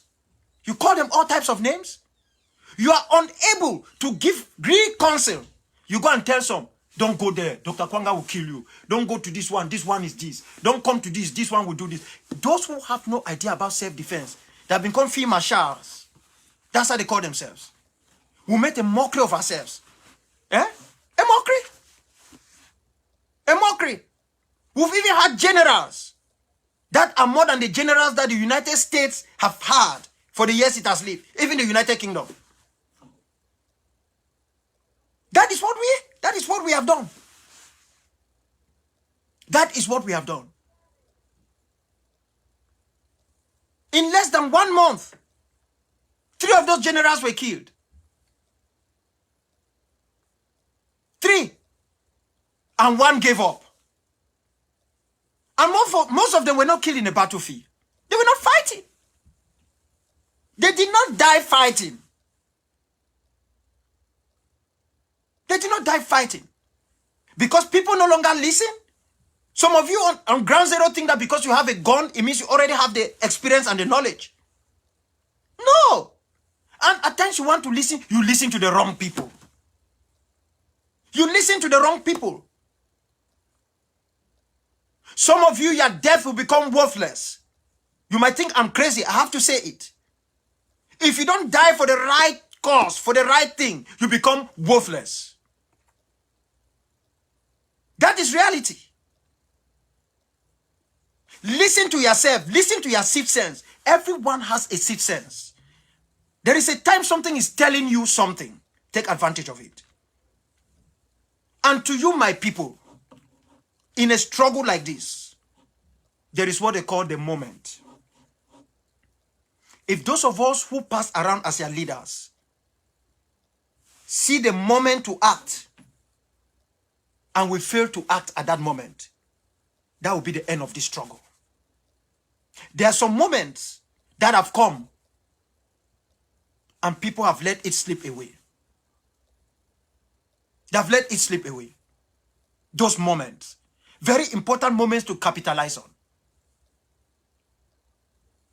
We had a meeting of recent. A former South African diplomat who was involved in the fight in South Africa, the anti-apartheid struggle. He made mention of this too. That had they not seized the moment, things would have been bad for the anti-apartheid struggle. They didn't have everything. There are many of you who know that they are accusing Mandela that he gave in to the white people. I've been in South Africa. I've met people. There are people accusing Mandela that he gave in to the white people. He didn't got enough for them. But the reality equally is that there are people who are factually arguing that had Mandela and the others not seized the moment, apartheid would not have been eradicated. More people would have been killed. And they wouldn't have known what would have happened really in the future. But there is certainty that the death, the destruction would have been insurmountable. You seized the moment. A student of history will always learn that there is always a moment to seize. That is why Benito Amical Andreas Mussolini came out, looked at the window, saw miners, and turned to the mother. He knew this was the moment to seize. He said, "Mama, mama, mama, come." The mother came to the window.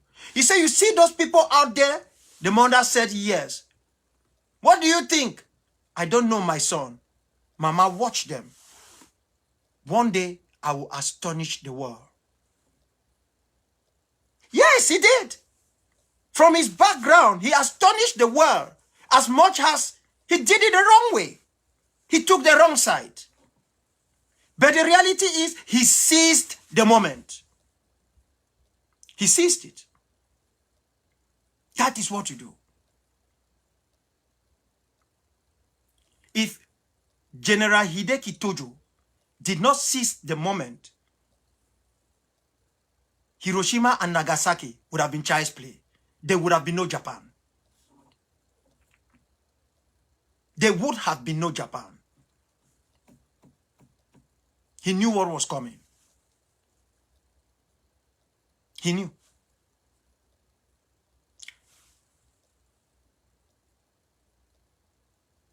There are a lot of turncoats among us. I'm saying this openly.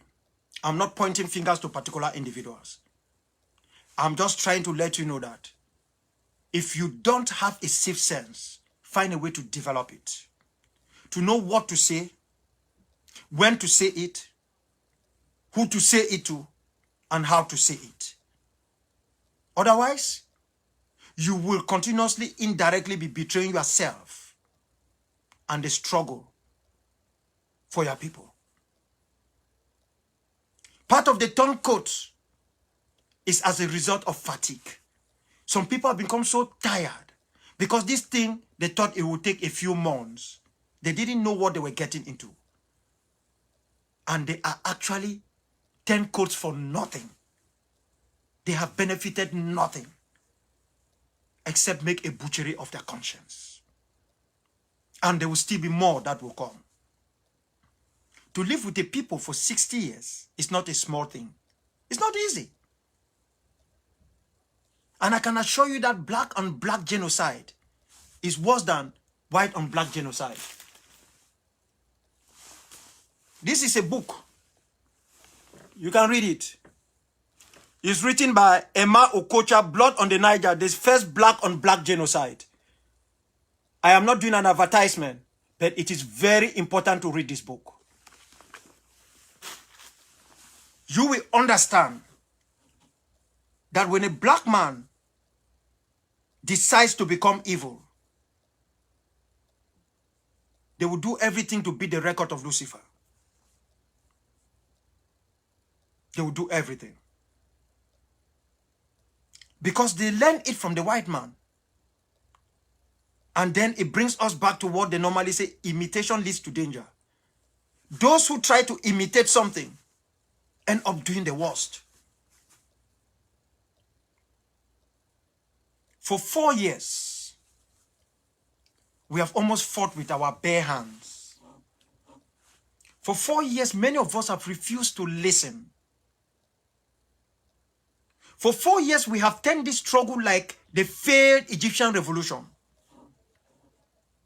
For 4 years, some of us have instituted political strategy in the midst of a liberation war, which has done more harm to our people. And then, out of pride, foolish pride, we are still not willing to change from those political strategy and start truly prosecuting a war of liberation. For 4 years, some of us have killed many of our enemies in La République du Cameroon. Only with our words, our mouths, our insults, than contributing everything that can bring that freedom.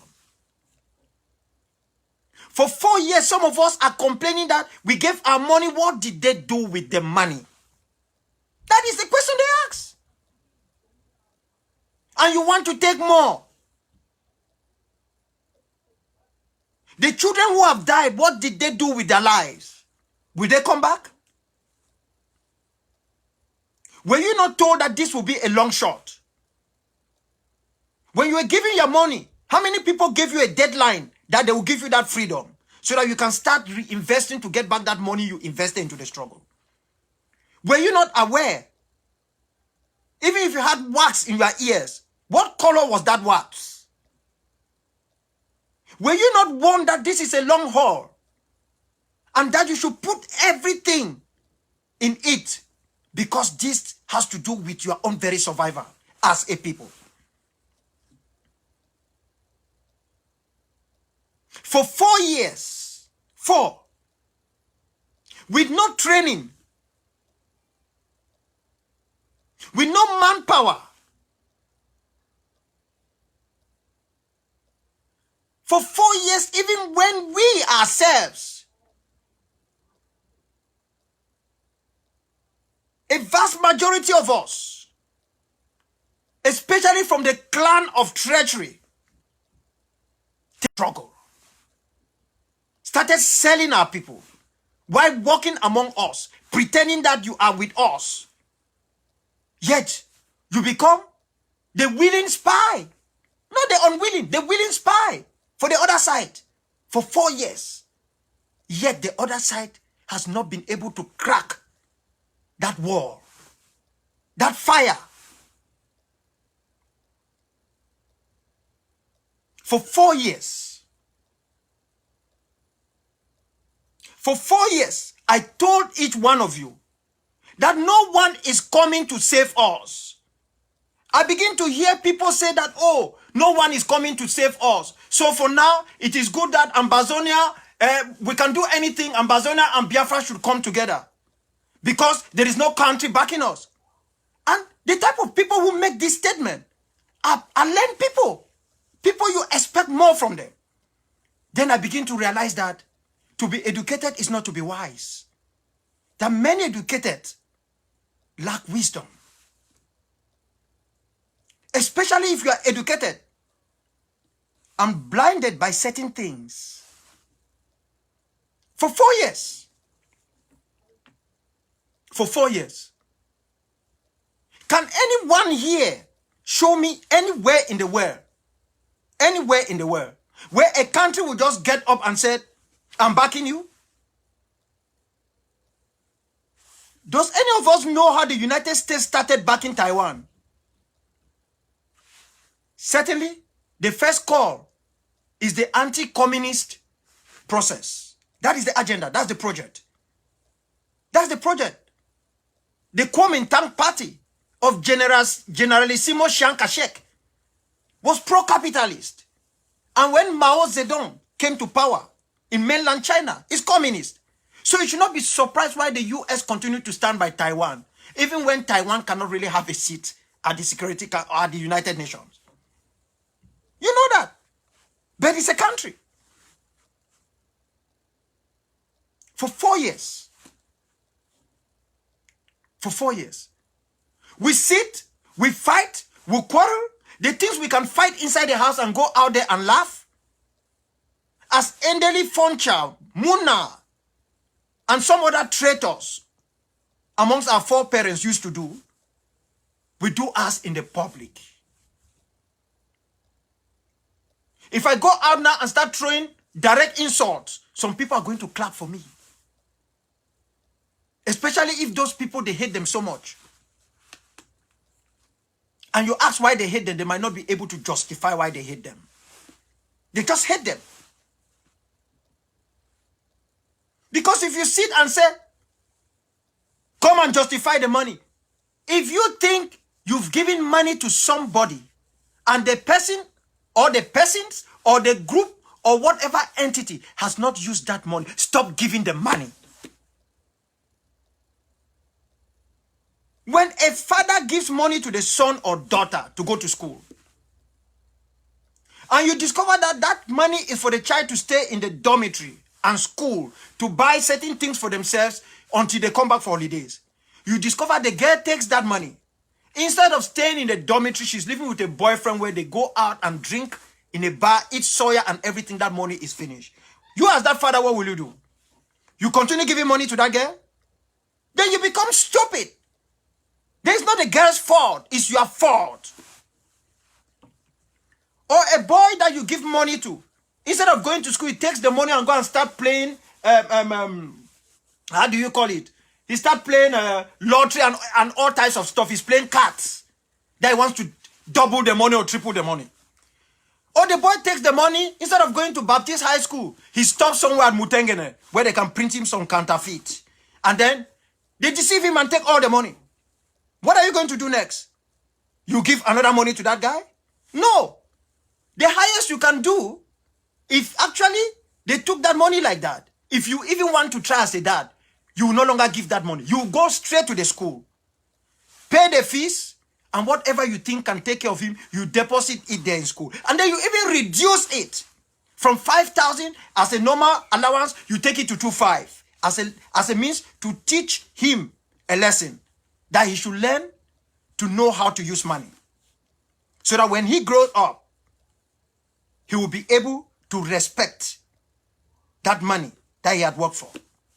Or others have worked for and given to him. So that is the problem. Stop complaining. Stop complaining. Because I am saying this, I'm not hiding it. The chaos that you people have, I've shut my ears from everybody. Luckily, I don't have anybody in the APLM who will come and tell me to hate somebody. No. Or try to do this or do that. Everybody here understands how things work. If we go after you, it is because we have a duty to do that for the good of the struggle. We do not have time for that. We do not have time. We do not have protocols that you must pass through our chief of staff to see our leader. When this one calls, go to our communication director. We start acting like that when we have not even liberated the homeland. I can bet you by the time we liberate our homeland, if our moms and dads are alive, I don't know how many papers they're going to fill before they even see us. I don't know how many. Before they see us with their two eyes.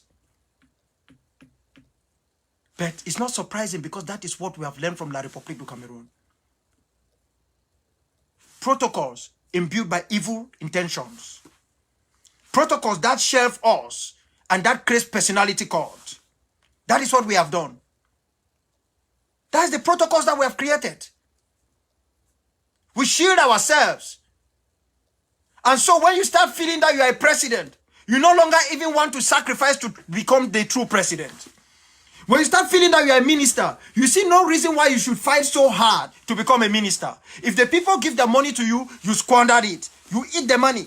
You are already feeling that you are a minister. What other ministerial position do you need in Ambazonian? You start feeling that you are director of X or Y. You fail to do your job. Because in your head, You already think you are director. You run the 8.5 million Southern Cameroonians. That is it. That is the problem. That is the problem.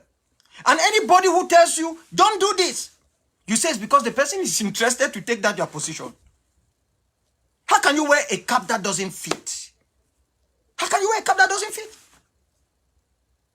How can you? It's a taboo for anyone to say that, oh, this thing like this is wrong. We need to change it and take the right course. It is not too late. Who are you to talk? That is what they will ask you. That's what they will ask you. And since most of you have small minds, they have come to learn who you people are. So it's so easy to convince you people. They've come to learn who you people are. They just come out there, they say anything, you believe them. You believe them. There are people who don't even know APLM. They say APLM is the one that collected my trip to Boya. They're in China. It's to tell you that even after 4 years, they don't even know who is who. But those are the same people who must have thrown all types of insults to everybody online.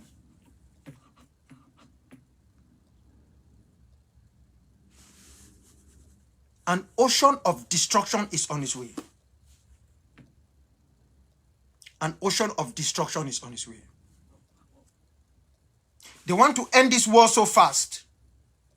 They want to hoodwink the international community that they want to talk, while actually they are not willing to talk. They are playing for time. And some of them have calculated that, let us soften these people so well, so that when we know we have softened them, they cannot come to the table in any position that will be tenable. Then we can agree that we'll talk with them. So that they will be in a position to beg us. They will take anything we give to them. Let us soften them. That is the final solution. Let us do whatever it takes to soften them. Let us do that. And they have been doing that. And now they want to opt it. They want to take it to a different level in what they are doing. And then some of you will come online and say, Doctor, how do you see the struggle? What do you want us to do? You want me to come online? Me. I sit online on Facebook. Or maybe on ABC or SCBC. I start giving you strategy. I'm not in a house in Bombay. I can't do that. And that is what most of you have been doing. I've been sitting here for long talking because it seems as if this is the only way I can try a little bit to bring some of you people back to reasoning.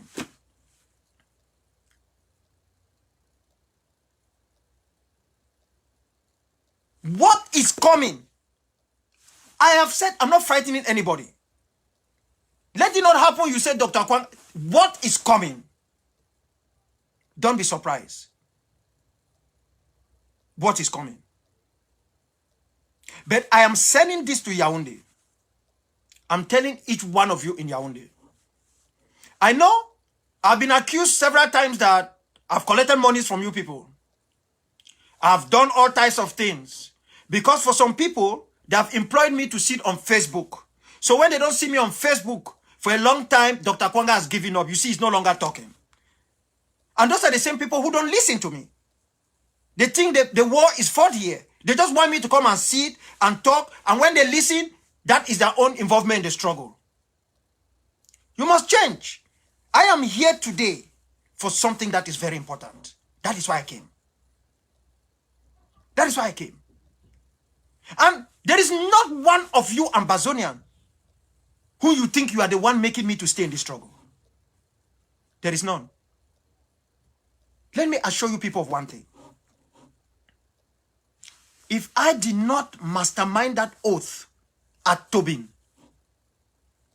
which more than 500 people took it after me, and which I know the consequences of that oath, because the late Jerry John Rawlings said it. You can swear on the Bible because you know the reaction will not be the same. If you want to be truthful, let's go to the shrine. Very few people will want to agree. It's instant. There and there. There and there. When they bring the Bible, they bring pepper when you have stolen. They say, swear, you run to the Bible. You will not allow that they work on the pepper, which is a traditional one. Because if you are responsible, it will hold you there. That is our religion. That is it. If not of that oath, what is an oath? It's taking something together communally. Where you say, if I do this, let this happen to me. If not of that, the level of stupidity that I have seen in this struggle, by some of you that I've had real respect for, I will not waste my time sitting here. I will not. Unfortunately for La République, they can't take this away from me. They can't. I know it is going to be very, very bad. And there will be many who will say, aye, Dr. Akwanga told us. It is going to be very bad. Because even when those kids were killed in Kumba, Colonel Emile Bankwi said that it is me, Paul Nilong, and Fomba Diodene. These are not even members of the APLM or Sukadev. These are people who belong to the IG. That they are working with me. And I did the killings. If I show you my message to him, when he said that to me, I laughed. And I told him that this is why you guys are failing. Because even your military intelligence is one from the gutters. You guys, you are working on gossip. They are our own people who are there being paid to be giving information to them. So when they don't have information, they create one. They just go, they give that information. Since these guys are first very lazy in Yaoundé, they take that information as gospel truth. Then they give money to these guys. Okay, maybe they have signed that every time that you bring them false information is 50,000. But on the paper, it's 500,000. So when you bring that false information, they give you 50, they take 450 and put in their pocket. That is why the war is not going to end. And that is how they have been living their life. They work on falsehood. Falsehood. People who say, no, we are brothers, let's talk. They are so scared to sit together to talk. Scared. I've not seen where a state is afraid to talk to the non-state actors. I've not seen it. Especially if that state thinks that they are on the right. They will come to the table. They are a state. They have powerful backers. To come to the table. What do? They continue to engineer divide and rule. They did divide and rule for 60 years. Look at where we are today. They have not learned the lesson that it did not work then, it's not going to work now. Not when I'm dead. Not when every other person who is out there involved in this struggle as a leader is dead. It's not going to end. Maybe some of us are even the ones that they can even try to manage to talk to. Because the ones that are being born now, they will not have room to reach them. They will not have room. They will not have room. I will give my last message. I will answer the question, and my last message is going to ground zero. So for anyone who is on ground zero sleeping, those who will get this message now, you need to give it to them.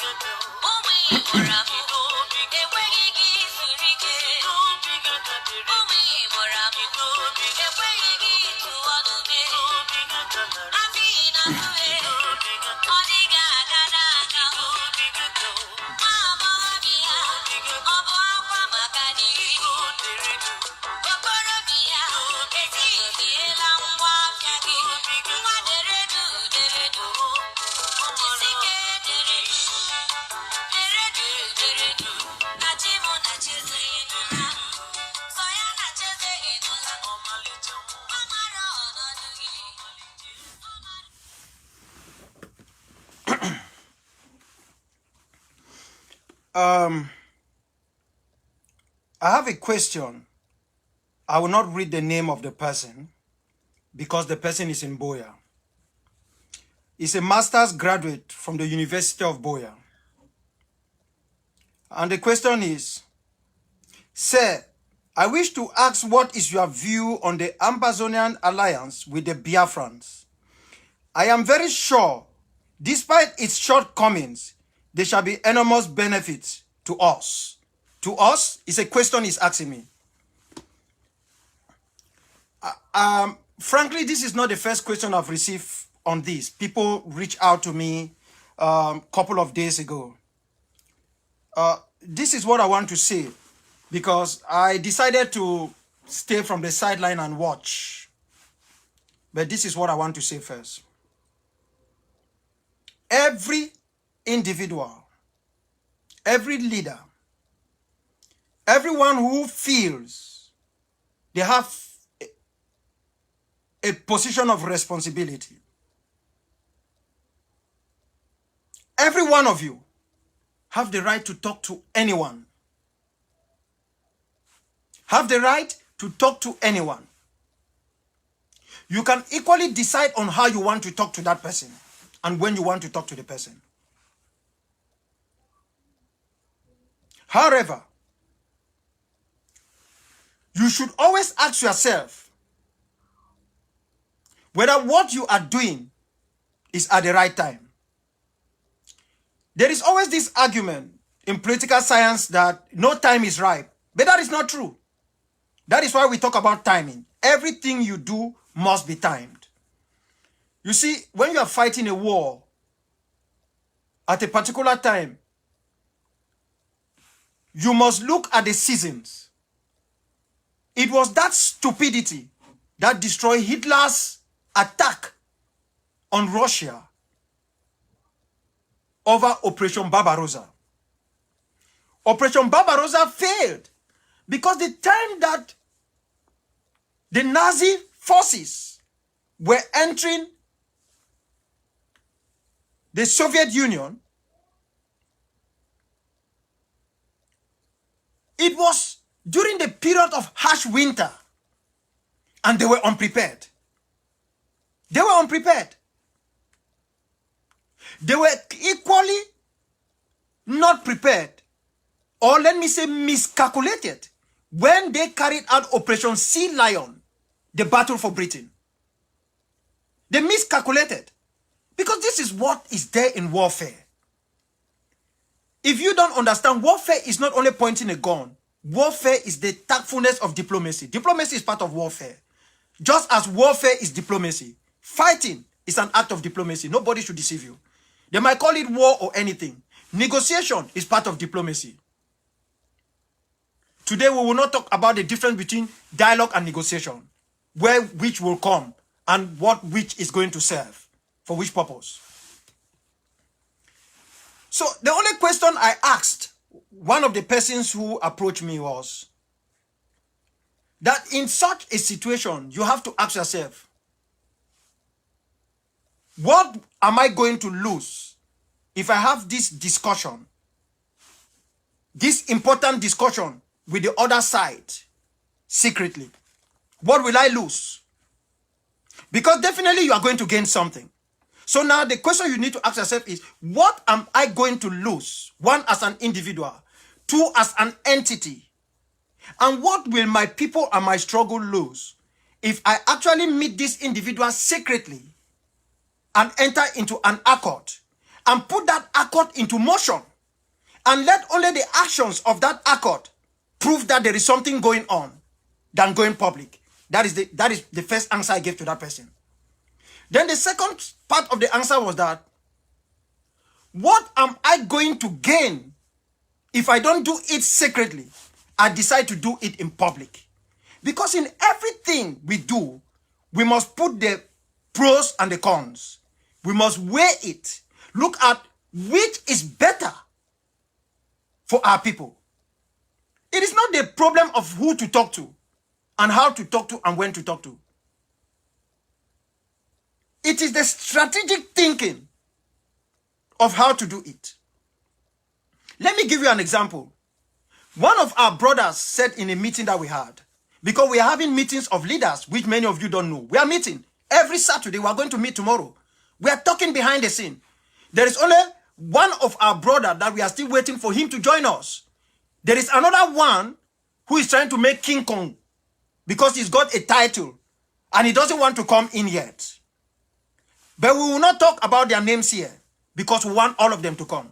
But one of our brothers make a statement because someone said, listen, they were not supposed to form a government. That because nobody is going to recognize that government. And the person who said that was not an Ambazonian. Somebody who was brought into that meeting made that statement. That is the greatest error that was made. Nobody is going to recognize it or take it seriously. They can talk to the entities like the groups and the rest. But when you start talking of government, it becomes more complicated. And one of our brothers responded that, well, they didn't just form it from a vacuum. They formed it because a certain country told them to do that. And I wasn't in that meeting. But I got a report from the meeting. I said, no. No country in this modern world can come to you and tell you, go and form a government and I will back you. That is not how it is done. If a country truly wants to back you, before you make an official statement, one, you will not make that statement on Facebook. You are going to make that statement in the capital of that country. And you will be making that statement with hierarchies of that country standing beside you. You will be making that statement when that country has already allowed you to open a mission, not an embassy, a mission in that country. You'll be making that statement because that country would have consulted behind the scene with other countries who are their allies, their friends, who will either back them openly or who will not condemn them openly. That is how these things work. You cannot on your own and somebody comes and tell you, go and start a war and I will support you. No. If you want me to start a war, you give me the support now. You don't tell me to go and start the war, you will back me up. There were Ambazonians who told us these things. When we went to them, we tell them that, listen, we don't want a war. We are finding a means to solve this problem by bringing La République du Cameroon to the table.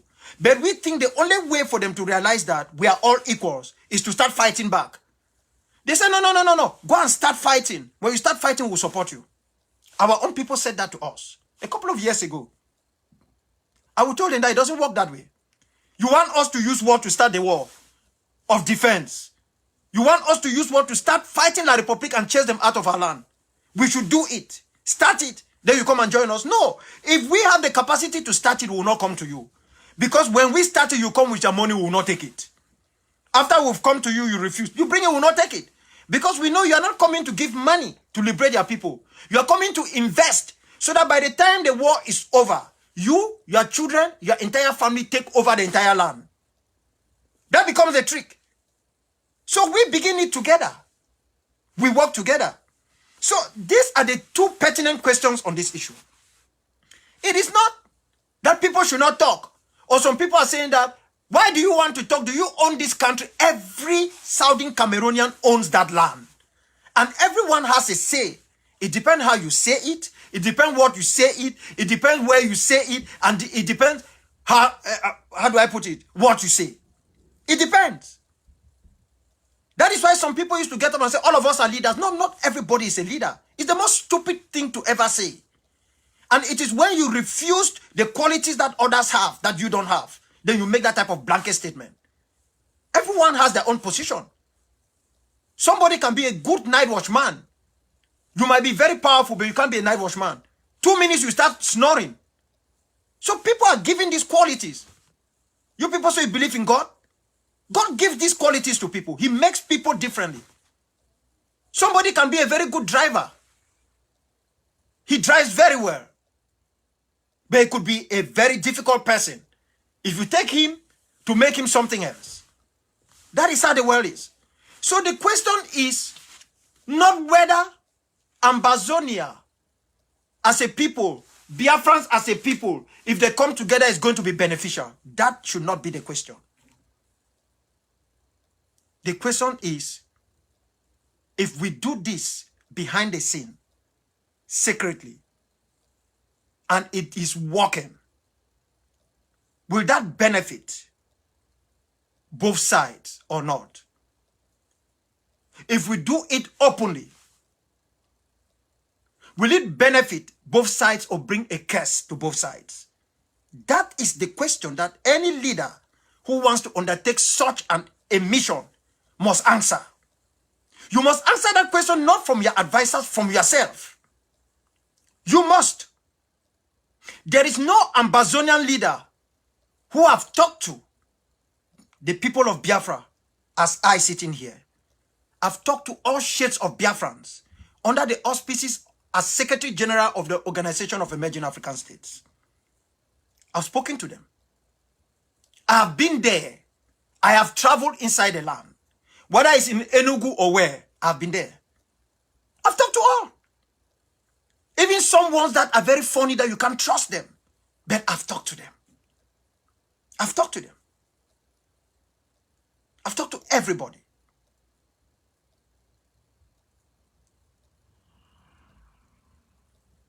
So it doesn't make me stupid because I did not go out and do it that way. That is the way I reason it. So if my fellow brother or comrade feels that the best way for him to do it that will benefit the struggle is to do it in public, so be it. And if the consequences come the other way, so be it. What I know from my studies, from the people I have talked to, even those who are failing the people of South Sudan today, is that nowhere in the world do you make alliances, especially alliances as deadly as this, in public. People might not like what I'm saying, but this is what I'm telling you. You do not make these alliances in public. You do not. Before the people come to realize the alliance, it has taken a different blossom. In fact, before you even come to the public, you have already started it to a certain extent that it is benefiting both sides. Then you come to the public. Because you will never hide. You come to the public. We are not a state yet. The Biafrans are not a state. We are hemmed in by two vicious states. So when you go official, the only thing we can do is a few minutes of glory. It's a few minutes of glory. It is a very wise decision that could be poorly executed. And the execution could be monumental to each one of us. I don't think anyone should hold back a leader not to talk to X or Y.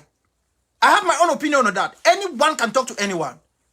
If a leader is going to have a quiet negotiation somewhere that he or she begins doing something successful, good and fine. Good and fine. This is not showmanship. This is war. And during times of war, there is a certain level of dictatorship. It's not everything you must take to the people. Because if you think you are going to organize some democracy, you will never achieve what you want. There are spies all over. By the time you start doing these things, they will go out like that. So it's the issue of the benefit. It's the issue of how it is being done. That's the response I'm giving to this master student and to everyone who is listening to me. It is not the issue of who is doing it, who are those involved in it, and why should they do it? Because they have the authority to do anything. You can take it from them. Just like you have the authority to do anything. If you sit there, you're only waiting that Dr. Akwanga must go and do this, you never have freedom. If you think that you have something to offer, offer it. It is how you offer it. Some of you have contacts. You don't make use of those contacts. You don't make use of them. You can reach out to those contacts if they really trust you. And then you bring it to the leadership that you think can use that contact for the good of the struggle. So it is how you handle it. It is how you handle it. I was never asked to give an input on whether this should happen or not. Biafrans came to me. Ambazonians came to me. I said, no, I'm not going to talk. I've given you people my own position. That is just what I'm telling you. That everybody has the right to talk. It depends on how you do it. And the consequences on both struggles. There are other ramifications in these things. There are others. There are others. The only thing that got me concerned was for people to say that we must do these things the way we want to do it in public or not in public because there is no country that is coming to support us. That is not a smart statement. It's not a smart statement. I don't think any normal person should say a leader should not talk to another leader somewhere. When they have a struggle that might not be the same, they have some similarity. After all of us are fighting for freedom. How the others do theirs is their business. How we do ours is our business. I see it from the human rights perspective. And that is why as the Secretary General of the OES, I always condemn what is happening to the Biafrans. I'm being tactful. I remember that the Ambazonians who had even accused me that, doctor, you are going to bring trouble to this struggle because you are talking to the Biafrans. The only unfortunate thing is some of those very Ambazonians were the people who went online and they were clamoring. They were clamoring. The meeting that was supposed to take place today or took place today, the conference or press conference. So you begin to see this, you don't even call it double standard. Is that if Sister Josephine is going to bring freedom for our people, and somebody hates Sister Josephine so much, they will refuse that freedom. They will wait for it to come from Brother Paul, or they will say there will be no freedom. That is a type of mentality which has not done any good to us. It hasn't done any good to us. It hasn't. Trouble is coming. Real trouble is coming. Real trouble is coming. The Biden administration is in. You see the games that are going on. You see the games. And the worst of these games is not coming from France. It's coming from the African Union. No people have betrayed us and abandoned us. No people have blocked every opportunity for even a single statement from the Security Council as the African delegation from there. If I sit here to tell you people whom I've talked to, the countries I have reached out to, I don't share these things. Because what we want is the fruits of our labor. None of you is going to have any change in your lifestyle for me to sit here and name you the ambassadors, the ministers, or the head of governments I've talked to. It doesn't matter. It doesn't. It is what change it will bring to your life and to, in a nutshell, to this struggle. That is what matters. That is what matters. So we have to prepare ourselves. Even in the midst of chaos, prepare yourself. Tell your people on ground zero that trouble is coming. Tell your people on ground zero that real trouble is on its way. And it is time we take stock, because it is going to be very bad. Yaoundé know what I'm talking about. It's going to be very bad. Don't sit here and open your mouth and say, let them bring it, when you use just your mouth. You want them to bring it? Prepare to defend it. It's going to be bad. And for those of you who are on ground zero, who have fought gallantly, who have sacrificed so much, at times with little or nothing, for those of you, as much as it is our duty to recognize your sacrifice, as much as it is our duty to praise you, as much as it is our duty to stand by you, but the most important duty that we owe is to let you know when you are doing something that is not right, that you have to stop it. You have to stop it. You have to stop it. No war is good, which means there are things that happen during the time of war that almost become uncontrollable. But it is our number one duty to protect our people. We might give a pass to what you do to the other side. We might even try to turn our eyes away on how you treat the prisoner of war. But it is the treatment you give to our people, the communities in which you live in which you operate from, the people who are your number one shield. It is that treatment. That is my major concern. It is not all about money. It is how you treat them. How you show them that you are better and you want something better for them than what the other side has been giving to them. Only weaklings rape women. Only weaklings take a woman's, because she's a woman, and force her into sexual relationship. Only weaklings get into somebody's house and take food that is not given to them. Only weaklings. You have everything in front of you. You have a population that has suffered just like you. You have children looking upon you because they see you every day. They don't see us. Some don't have cell phones. They have cell phones. There is no internet. They can't watch us. They watch your every movement. They want to trust you. They want to be with you. They want to shield you. You have to start showing what governance is. You have to let them know that you are in charge. Not by torturing them. Not by frightening them. By showing them love and understanding.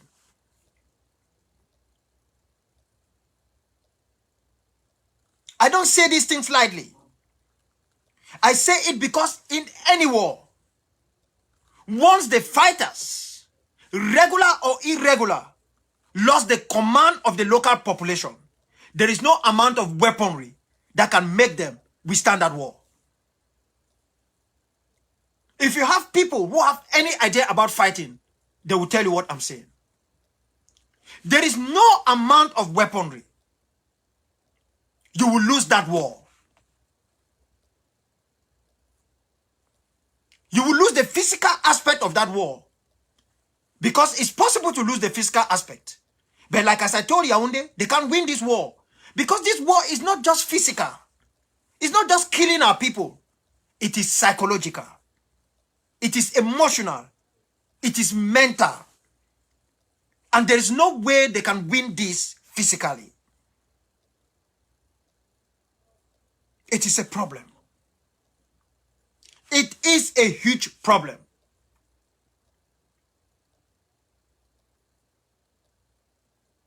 If you are going to say cocoa farmers should not operate,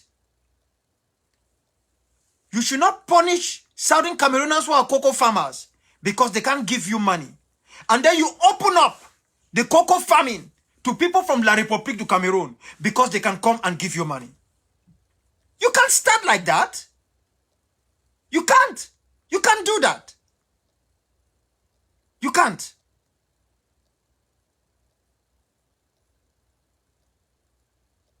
This is our land. There is everything in our land.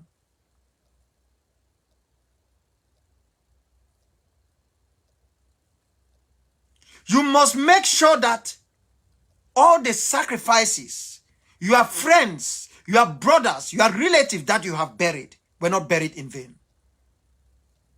Always remember that most of us are far away from you. So be careful with the advice you take.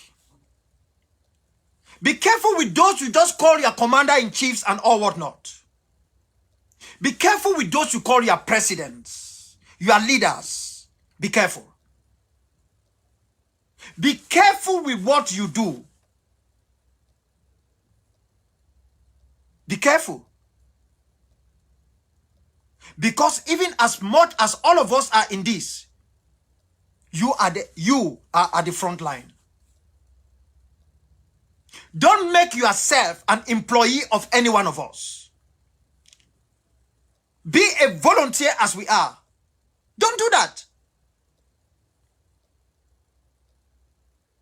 Only a wicked person will give you money to go and die for him or her.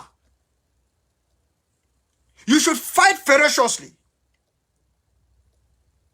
But you should use your brain.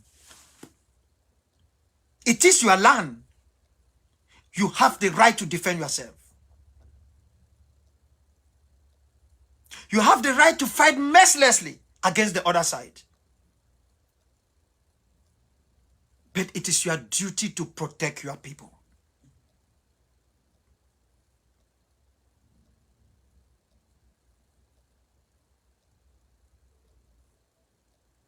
It hurt that I will sit in the US and somebody from the West Province is complaining how he was passing and a general took 8 million from him. And in the time that the general took 8 million, they discovered the general had 60 million. 60 million with him. Yet what was he carrying?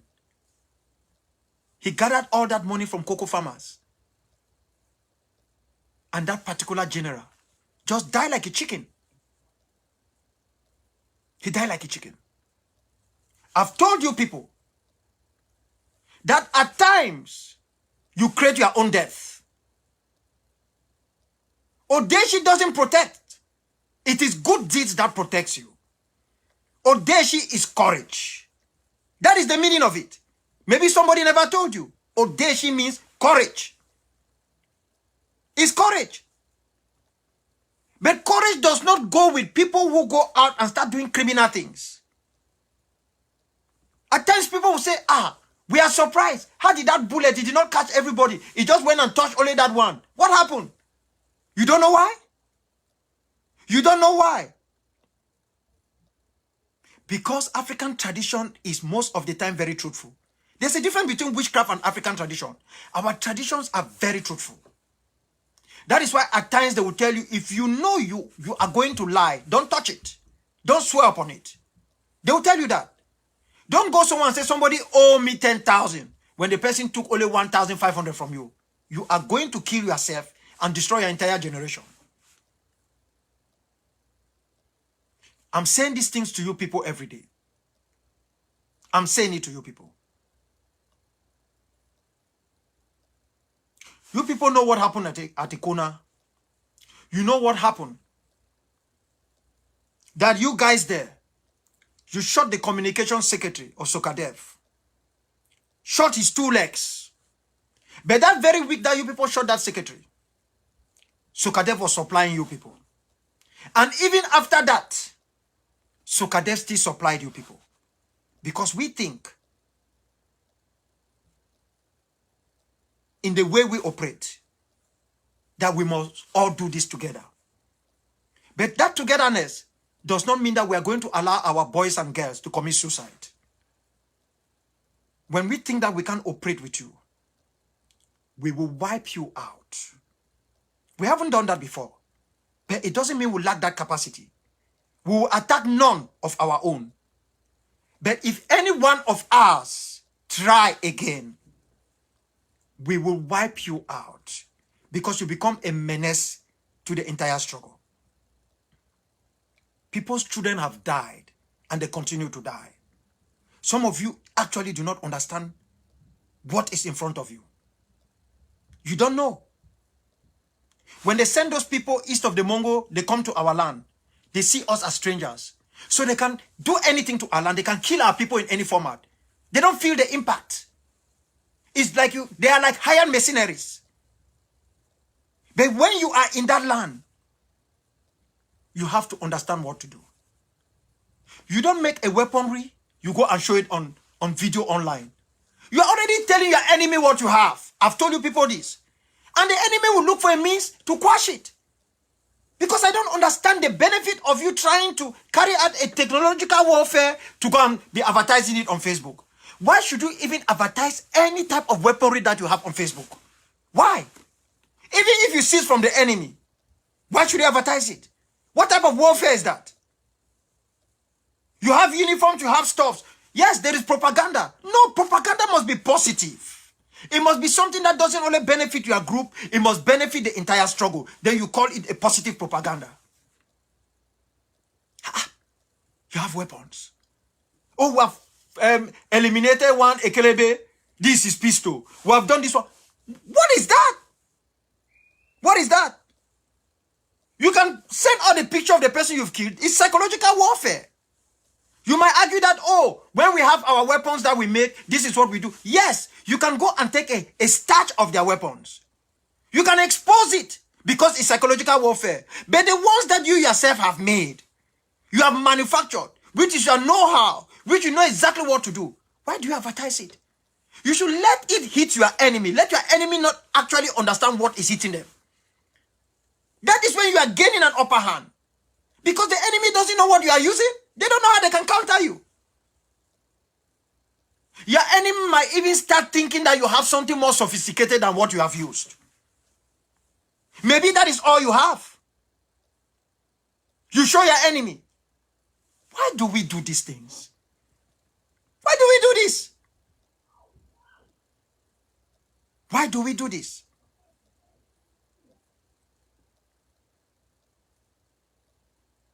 And to those of you who are activists, who are still reaching out to these boys, I've spoken before and I'm begging again.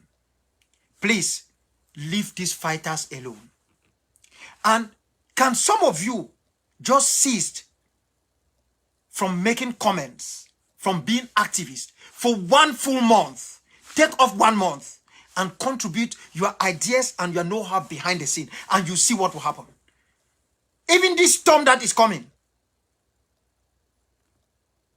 this ocean of destruction can easily be halted if you do that.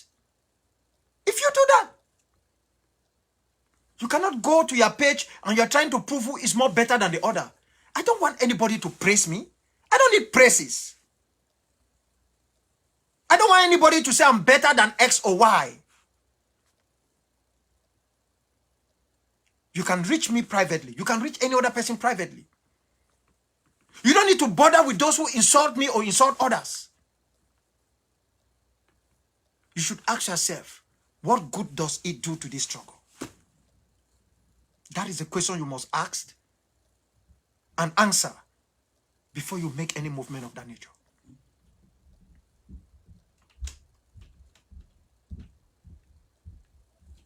It is not easy every time I come out here to speak. Even when I'm not physically okay. It's not. To sit here for long hours and talk, it's not easy. But when you see that danger is coming and you don't alert the people and don't ask, how do we overcome it? Because we can do that if we start acting as if we are at war and stop all this political posturing. We will avert that danger because we have the capacity to do it. We have the know-how, but most often we have refused to use it to the benefit and to the fullest of our ability.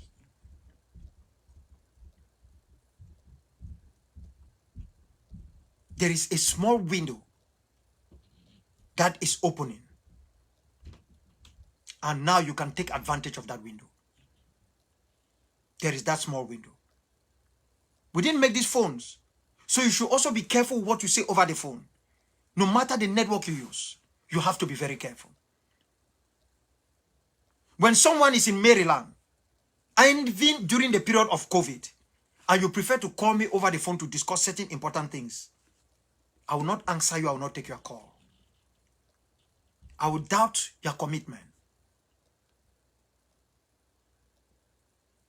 We are at war. It's not to change power in Yaoundé. We are at war. Not to kill the people of La République du Cameroon. We are at war. Because war was imposed upon us. And because we want a genuine peace for ourselves, our people, and our homeland. The peace we have never enjoyed. We do not want our children and our children's children to meet our fate. That is why we are warring. That is why. It's for peace. A permanent, positive peace. Away from the temporal negative peace that has been with us, even with the people of La République du Cameroon, for more than 60 years. That is why we are at war. And that is why there's destruction in our homeland. And that is why the worst is on its way. But before we go, I want to read something here to sign off. This book is called How to Make a Nation, a Monocle Guide. Let me read.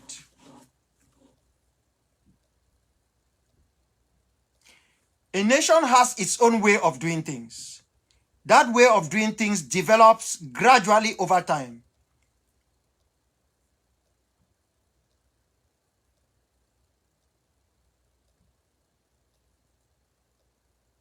That way of doing things develops gradually over time. Only rarely is a nation forced to rethink its whole reason for being. To take a deep breath and start again. Listen to this. Only rarely is a nation forced to rethink its whole reason for being. To take a deep breath and start again. Its all reason for being. We are personifying the word nation here. When nation is not being seen from the perspective of like a human being. A reason for being. Like telling somebody, what is your reason for living? What is your reason for living? In almost every case, it's because of a necessary, often urgent desire to break from the past. In almost every case, it's because of a necessary, often urgent desire to break from the past.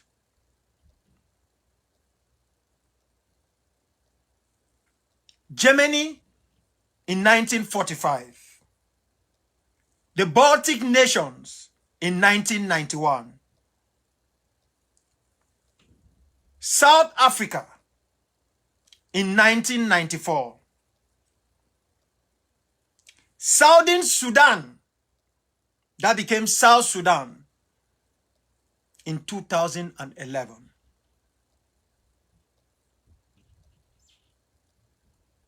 You can go to Indonesia and Timor-Leste. You can go to Eritrea and Ethiopia. And that is why the statement is, in almost every case, it's because of a necessary, that is the key word, necessary, often urgent desire to break from the past.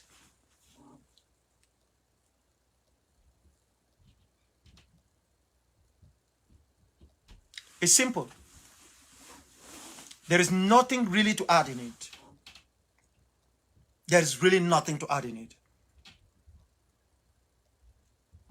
It is only for those who don't understand the necessity, the urgency, and the desire of our people to break away from the past. It is only that. And until they understand our necessity, our urgency, and our desire to break away from the past,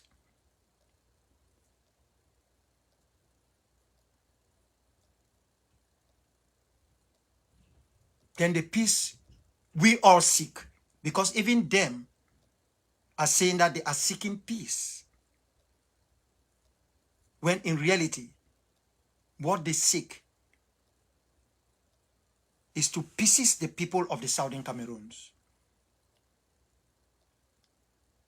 Until they do that, until they understand that necessity, that urgency and desire,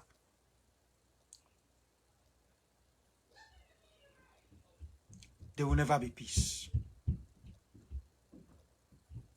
Even a temporary negative peace becomes far-fetched,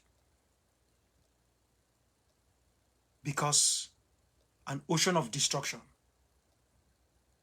is what they have kept for us. I will not want you to share videos and pictures at that time. I will not want you to shout, "This La République du Cameroun, the wicked." I will not want you to go wasting your energy to argue on who did it and why they did it. If you can do something, start doing it now.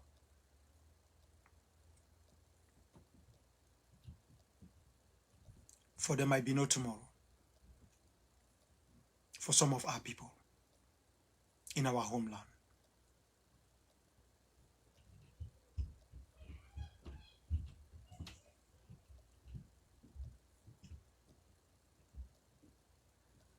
Let all what we have worked for, sacrificed for, put in every energy of ours into, let it not flash away.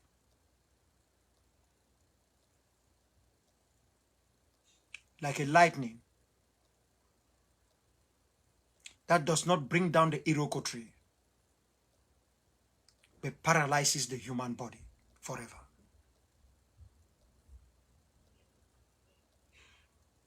So it is important that even with a message so tough, so painful, so difficult, we should recommit ourselves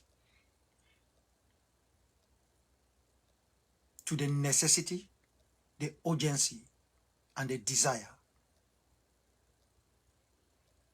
to free ourselves, our people, and our homeland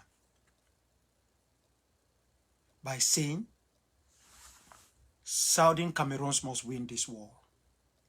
Therefore, I will walk, I will save, I will serve, I will sacrifice, I will endure, I will fight cheerfully and do my utmost, even unto death, as if the struggle, as if the issue of the whole struggle depended on me alone. So, help me, God. At the end of it, you can say, so may our forefathers be with us. But it is an oath that is personal. It is an oath that rekindles your faith in the struggle. It is an oath that reminds you that there is so much work to do. That when you fight on ground zero and out here, you are serving the people. That when you fight on ground zero and out here, you are saving the people. Then when you fight on ground zero and out here, you are sacrificing for something that is far larger than you as a human being.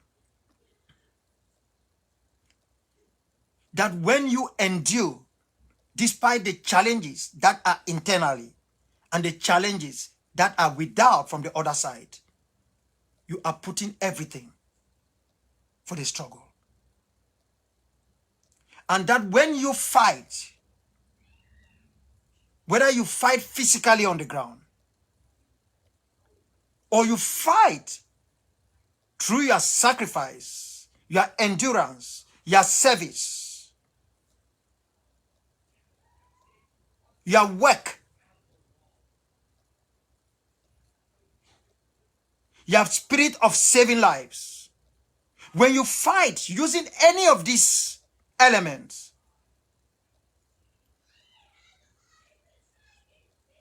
you know that you are doing the right thing.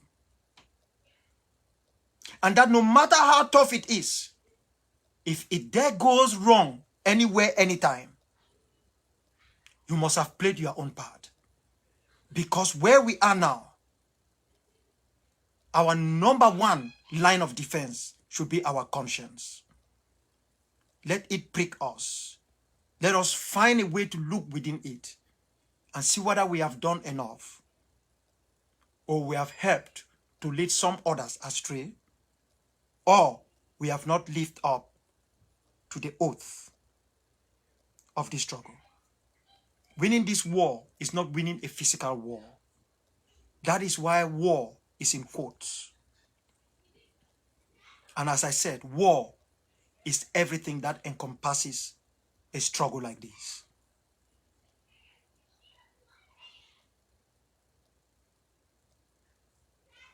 I love you all. You might not have liked what I've said. You might not have liked the way I said it. For that one, I ask you to forgive me. I might have equally overstated the truth.